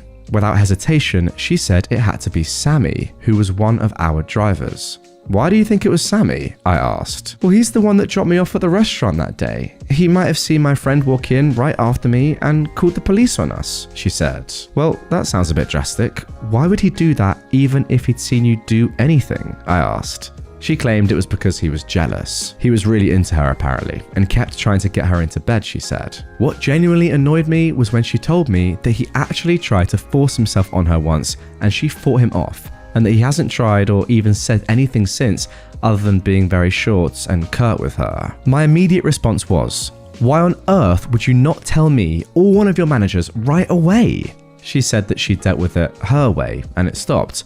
Plus, she didn't want anybody to get fired on her account, and she didn't want any interaction with the authorities. So she decided not to make a big deal out of it in the first place. She also declined to press formal charges against him, which I advised her to do. Her declining infuriated me even more. This guy was going to get off scot-free. Now, clearly I was about to fire Sammy, but in my mind, that was not enough. For someone to attempt to R a person basically, and not get in trouble for it, that's not okay with me. But it seemed like it was something that I'd have to live with. Obviously, my next conversation of the day was with Sammy. My intent was to confront him with the accusations. I called him into my office. I didn't really know where to start, so I went with, obviously, you've heard about what happened to Janice this weekend. He stepped in it right away. Heard about it? Came the unexpectedly proud response from a proud as anything and positively beaming Sammy. I called it in. And this is where it started to get super satisfying. You see, for a couple of years since I met Sammy, every now and then he would pull out and show us all pictures of his wife, who was back home living with his mother. She was younger than him and quite beautiful, but sadly barren, which is apparently why she settled with an older fart like him. He was so proud of how pretty she was. He was also a devout religious man, or so he claimed. So I asked, and why call the police? He came back with, after I dropped her off, I waited to see who she was meeting because she's a troublemaker woman. When I saw the man walking after her, I called the police because I knew him and he's married, and this is against the laws of God and man. I'm smiling now. I know I've got him. Why do that instead of calling your direct manager or even me, and before even seeing for yourself what they were doing exactly at that? Why make it my problem and the company's problem what she does in her own time? Silence. Head down, counting his shoes. Sammy, I know why. I know what you did. Janice just told me. I'm disgusted by you and sorry that we hired you. He had the audacity to mumble, I only tried once, sir. I almost slapped him. Anyways, I fired him, handed him a one-way ticket home, which was in 4 hours, and told him to GTFO. This is where I get my not-so-petty revenge. I had his house phone number saved somewhere from when we hired him. It was on his CV. I knew that because I called him there to interview him before we first hired him. I waited until his flight took off and I dialed the number. I assumed either his mother or wife would answer the call, but I was wishing for the latter, and I got my wish. Hello, Mrs. Sammy. I'm your husband's employer. Well, his former employer anyway. Just so you know, I fired him a few hours ago and he's on a flight home as we speak. His flight number is this. He'll be arriving at this time. And just so you are aware, I was forced to fire him because he attempted to R a fellow employee half his age. I'm sorry. I said that and promptly hung up, but not before hearing her gasping in shock. Well, there you go. A phenomenal piece of revenge to start off today's episode, and I completely agree with you. Look, obviously it's not your decision if this woman presses charges or not, but you can still be really upset that she didn't and want to take things into your own hands. And if you're the wife here, are you not kind of relieved a little bit to know what's gone on? Obviously, she's in a state of shock at first, but after a period of settling down, I think she's going to be happy that OP has told her what OP has told her. By the way, I only tried once, sir, is absolutely crazy. Like, think about that. What even is that for a sentence? Former manager made my life hell, and I finally got her fired. I was desperate to join a new job after my husband and I were both laid off last year. When I was offered a new role, I knew it would be a step down from what I was doing, but the manager and the team seemed great, and that part hasn't changed. However, since my manager Gary was so busy, he basically offloaded me to another manager, Jane. I was supposed to be the connection point between my team and Jane, but it quickly became Jane micromanaging me. She would ask me to work through lunch, move or cancel vacation days, call me at 11 PM on weekends, and order me around on phone calls. She would also make nasty comments about my weight and said that I was big for my race. The list of personal slights is so long that it filled 3 pages. I would talk back to her and she did not like that, and that provoked her more. I only stayed because we needed to pay the bills. Finally, I had a mental breakdown on a Friday afternoon after she yelled at me for something trivial about scheduling a meeting without including someone from her team who I didn't know about.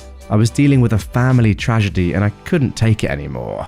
I told Gary about the situation with Jane, and he was sympathetic and not at all surprised, considering half her team quit. He immediately offered to move me to a different team under him, and I was thrilled. Well, it turns out that going to the new team didn't help. Jane continued to order me around from afar. When I ignored her emails, she came to my desk one day and started loudly talking about how I'm not qualified for this role. Now, Gary overheard and finally told her off, but the verbal abuse did not stop. After 2 months there, I abruptly wrote my resignation letter, and I also stapled the list of Jane's offensive comments to it, CCing everyone. Gary offered a bunch of accommodation to try and keep me, but seeing how she was still provoking from afar, I said the only way for me to stay would be for her to go, and he just didn't have that authority. Her manager was in a different country, and despite several HR complaints from at least 5 people, nothing was done.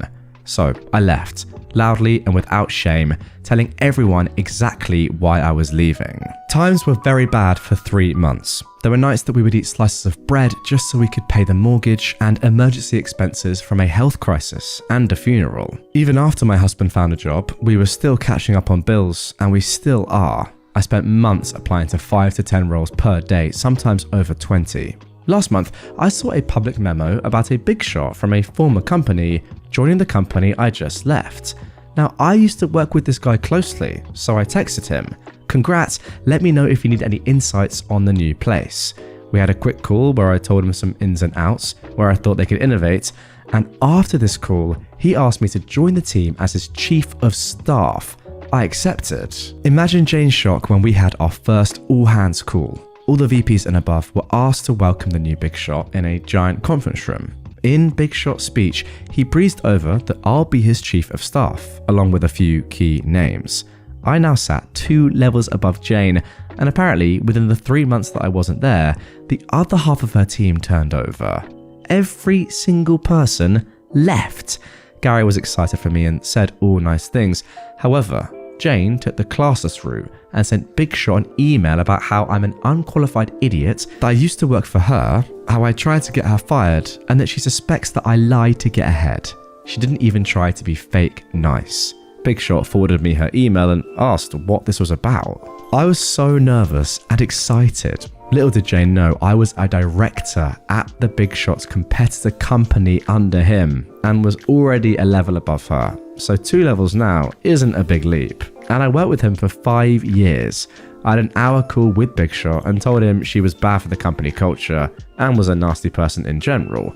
But the evidence he needed was Gary confirming that her whole team has turned over, my prior resignation letter, which was still sitting on my desktop when I logged in upon return, and a few other nasty emails she sent her recent staff, which they were happy to share with us. Big Shot fired Jane on Friday. Another great piece of revenge here. The only thing that slightly annoys me is that everyone knows that Jane is a terrible person, right? There's a reason why half her team has left and why I presume more and more employees were talking about leaving in the office, people that worked under her. Why does it seem so hard to get people like this fired? I don't have the authority, she's not done enough. I don't really care. Like, if someone's a terrible person and nobody enjoys working with them, then they shouldn't be at the company. To me, it seems as if this could have all been so easily avoided by everyone just saying, okay, look, let's be honest, guys. No one actually likes this woman and she's actually not very good at her job. Simple as that. Couldn't you just do that? I don't know, maybe I'm missing something here, but nonetheless, a good outcome. I just feel like it could have been done so much sooner. And in that case, if it had been done sooner, loads of people would not have lost their jobs. Yeah, fair enough, you may have not ended up getting that amazing job that you have now, but in general, you know what I'm trying to say. A lot of people had to lose their jobs for Jane to finally be fired, and I'm not quite sure that's right. Tried to steal my legally rented parking spot. Enjoy being unemployed. This happened last night, but I'm now in a good enough spot to actually post this. I'm not quite sure if it qualifies as pro, but it definitely isn't petty. I am a professional driver, and as such, on the roads in the US, there are different truck stops throughout the country that has a pay-to-park system. Usually about 10 to 20% of the lot marked off as reserved, with each space running from $15 to $25. The truck stop where this took place had parking for $17, which is relatively cheap for a guaranteed spot. The spots are reserved for 24 hours, starting at 4 p.m. local time and extending to 3 p.m. the following afternoon. I knew that I would have a late night delivery, so I came to the truck stop at around 3:30 and paid for a reserve spot. I told the manager on duty that I had a delivery up the road that night and would be back once delivery was completed, but should still be able to clear out the spot by the next afternoon, which is today. She told me this was fine and she would mark the spot as sold when I left. That way, if someone else comes in trying to reserve that spot, she could consult her notes and deny the sale. 11:15 rolls around. I take off for my delivery. I don't get out of that facility though until 2:30 a.m. the next morning, this morning. So I groggily drive back to the truck stop to reclaim my paid for spot, only to find that the reserved parking spaces are all full. I call the manager on duty and after giving her my info, I inform her that all the spots are full and that someone has parked in a spot and hasn't paid for it. She sends her other employee out to start checking trucks. The culprit was from a company that is known for their bright orange trailers, and he was a company driver. The other employee starts banging on his door to inform him that he is parked illegally and that he has to move. Meanwhile, I can see the commotion from my mirror, with my vantage point in the fuel island where I've been instructed to temporarily park. The driver answers the door with a bottle of Heineken in one hand and some sort of smoking implement in another. I know what it is, but for the sake of the mods, I'm not going to say it. I decided to roll down the window to hear the commotion, and I hear the employee tell the driver to either move or he will get the towing company and police involved. This driver is flat out irate that someone had the audacity to tell him where he can and cannot park, so he slams the door on the employee, threatening him. The employee calls the police and tow company, and the police show up first. I'd worked for this company before, so I know their policies, and more importantly, what they can and cannot have in their trucks. Alcoholic beverages are not allowed in the cab. Anything that isn't a cigarette or a cigar and a lighter, also not allowed.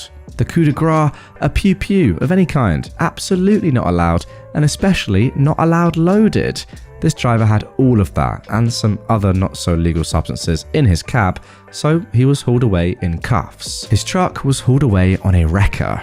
I made a call after the commotion died down to the company's safety director and informed them that their rig will be in an impound lot and their driver is going to jail over the not so legal stuff he had in his truck. She thanked me and said that he will definitely lose his job, especially over the alcohol and the other not so legal stuff. I guess he played the screw around and find out card, and it bit him in his career. Well, that was just a calamity from start to finish. This guy is asking to be arrested. You can't be doing all this in the first place and then have a loaded gun in your car, be drinking alcohol, have some other illicit substances. I mean, come on, you're asking for it at that point. What is going on? It was just a matter of time, surely. This guy was on a path to prison. Simple as that. But hey, I guess he did save $17, so every clout. I'm sure he can use that in prison to buy probably nothing.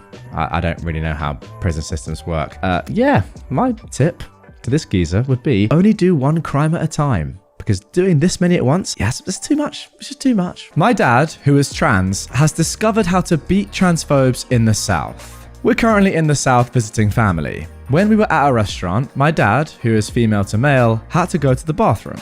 I'm still not entirely sure how, but a guy in there determined that he was trans and went shouting to the barman to kick my dad out. My dad, instead of trying to win that argument in a bar full of Southerners, decided to go the complete other direction. He channeled his inner Southern righteous fury and went off on that man for accusing him of being a transgender, demanded that he be kicked out, and called the guy an agent of Satan. Long story short, it worked. Got the other guy and his family kicked out and got a free beer for his troubles. I thought this sub would appreciate that. Well, there we go. That is absolutely genius. Now, of course, not the ideal way of going about it. I mean, ideally, you'd be in a spot where you can just say to the barman or landlord or people in there, by the way, someone is being transphobic to me. Can we get them out? But yeah, as you say, in Southern America, maybe that's not possible. And if you want to get someone kicked out and you don't really mind about the ethics of how you do it, then sure. This was great. I mean, it worked a treat. Fair play. I mean, it's literally one of the biggest Uno reverse cards I've ever seen. No, how dare you call me trans? The fact that you've even done that is punishable by getting out of the bar. Great stuff. Refuse my mother entry to your horse track? Don't expect access to our personal road. My granddad used to own a piece of land next to a horse racetrack. Their land almost surrounded my granddad's, except for him having access to a heavily trafficated public road. The racetrack was laid out in such a way that their exercise track was placed north of my granddad's land, while the main track with the stadium was placed to the south. Way back when the racetrack was built, they'd asked my granddad if they could transport their horses across his land. There was already a maintenance road in place, and as they only moved their horses, he didn't really mind, as they also supported the local village. As a small thank you for this, they allowed him and his guest to watch the races for free. Normally it would cost around $5 in our local currency, not that much, but it allowed him to take me and all my cousins to watch the horses for free. Anyhow, fast forward a couple of years and my granddad passed away. My mother, who inherited the land, tried to bring her grandchild, my niece, to the racetrack to see the horses, just as my granddad used to. At the counter, she is told that she has to pay for admission. Not really that big of a deal, as she thought that they didn't know that she now owned the land. Afterwards, however, when she writes to the track to rectify the situation, they tell her that she won't be admission free, as it was a one-time deal they'd struck with my granddad that now was off. So, enter the petty revenge. A few months later, when we had planned to cut down some of the trees for lumber, my mother told the contractors to accidentally leave 1 or 2 logs across the maintenance road. The racetrack, now having to load their horses on trolleys as they had to use the busy public road instead of our maintenance one, almost immediately sent an email to my mother, apologizing, offering her that same deal as my granddad received if we'd removed the logs. She only informed them that the one-time deal they'd struck with my granddad was off. In the end, after some wrangling, we ended up with a deal where they now have to pay my mother around $400 every month, in addition to her and her guests having free admission. And there we go, some solid revenge right there. If anything, as soon as I started reading the story, I was thinking, yeah, you know, tickets are nice, but they're worth $5. You are giving access to a really important road for this company's entire, business model, right? Without that road, as we've seen, the whole thing kind of gets decimated. So from the off, you should have been getting money. However, the fact of the matter now is that they took you for granted and you're now doing pretty well out of it. $400 doesn't actually seem like enough. I'd say even push for some more. You have the monopoly on that road, obviously. Go for more. Go for a K. See what they do. The good thing is, you're back to enjoying the horses. Cool bylaw on me because I'm too sick to mow my grass. Enjoy your view of my 8-foot fence. So the call about the long grass was kinda a last straw thing. The backstory is, my grandpa passed away 2 years ago and I moved into his house. He was pretty healthy, but he let the yard go down a bit.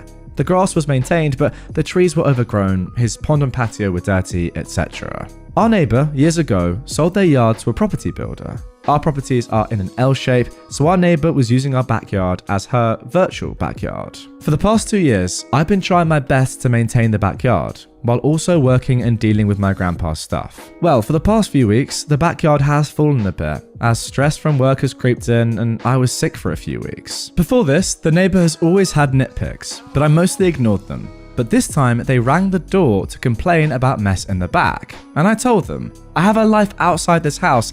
If it bugs you that much, you're more than welcome to do the work. Following that, bylaw came by, and they were very understanding about my situation and gave me more than enough time to feel better and mowed the lawn.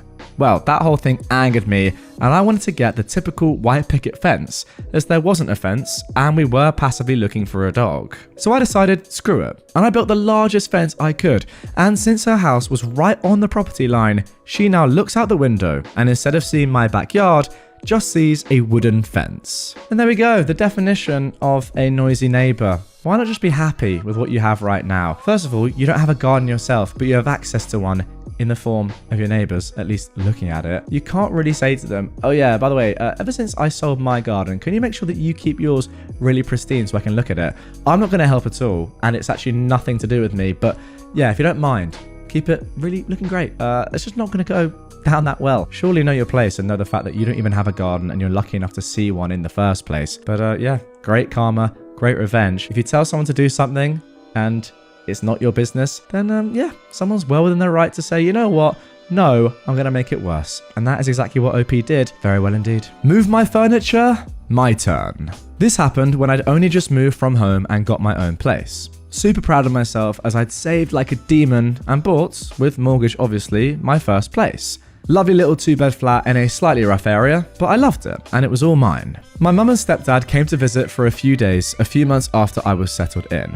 Nicely decorated in my own style, all my own furniture. One of the evenings they stayed, I had to work a late shift. They planned to go out for dinner and to the pub, and I left them to it. I came home at 11 PM, and my mum had moved nearly all of the furniture around, and all my books and kitchen stuff were moved to different shelves or cupboards. She even moved my bed in my room, so when I opened the bedroom door, it hit the bed. I was fuming. I angrily fixed what I could that night before going to bed. I spoke to her about it the next day and explained that it's my home and I had it how I liked, so stop, please. I put everything else back, which took hours. She just grumbled the whole time that it looked better her way. Their last day, I nipped out to the shops to get us some nice bits for lunch, and in the hour I was gone, she'd done it again, moved all my kitchen stuff around to where she liked it. Again, I told her off, my house, my rules. She still maintained it was better her way, and I should just let her crack on. Fine, I let her do what she wanted, and I put my stuff back when they left. So, my revenge? Well, I went to visit their house 6 months later, and I did the same to her. She went out to work one day, and I rearranged every bit of furniture I could by myself. Everything. I swapped the dining room and living room furniture over, so you had to walk food through the living room and across the hallway to get to the dining room. I swapped their bedroom and guest room curtains over. The windows were different sizes, so their now bedroom curtains were 2 foot too short. Even the pointless little things, like moving the spoons to a different side of the drawer, and I moved every photo on the walls to a different wall. I rearranged the fridge. It all took me 7 hours. My stepdad was home while I did it and laughed his head off the whole time. He refused to help, but understood, so let me crack on. Neither me nor my stepdad said anything when she got home. We just sat watching TV, which was now in what was their dining room, and I asked her how was work. She didn't say a word. She walked around the house, taking it all in for 20 minutes. Then came and sat down, looked at me and said, "Point taken." They'd put it back to how it was the next time I visited. We've not spoken of it since. Now this is amazing. Not just the revenge, which is of course brilliant. Not just the fact that your stepdad sat there and said, yep, I can't get involved, but I'm a massive proponent for this. But also the fact that your mum completely accepted and knew instantly what had happened. The fact that you've not spoken about it since is so good. The respect is there, your mum gets it, you've played a blinder, your stepdad loved it. Overall, this is just brilliant petty revenge. Got the point across, no one was upset. The beauty of this subreddit.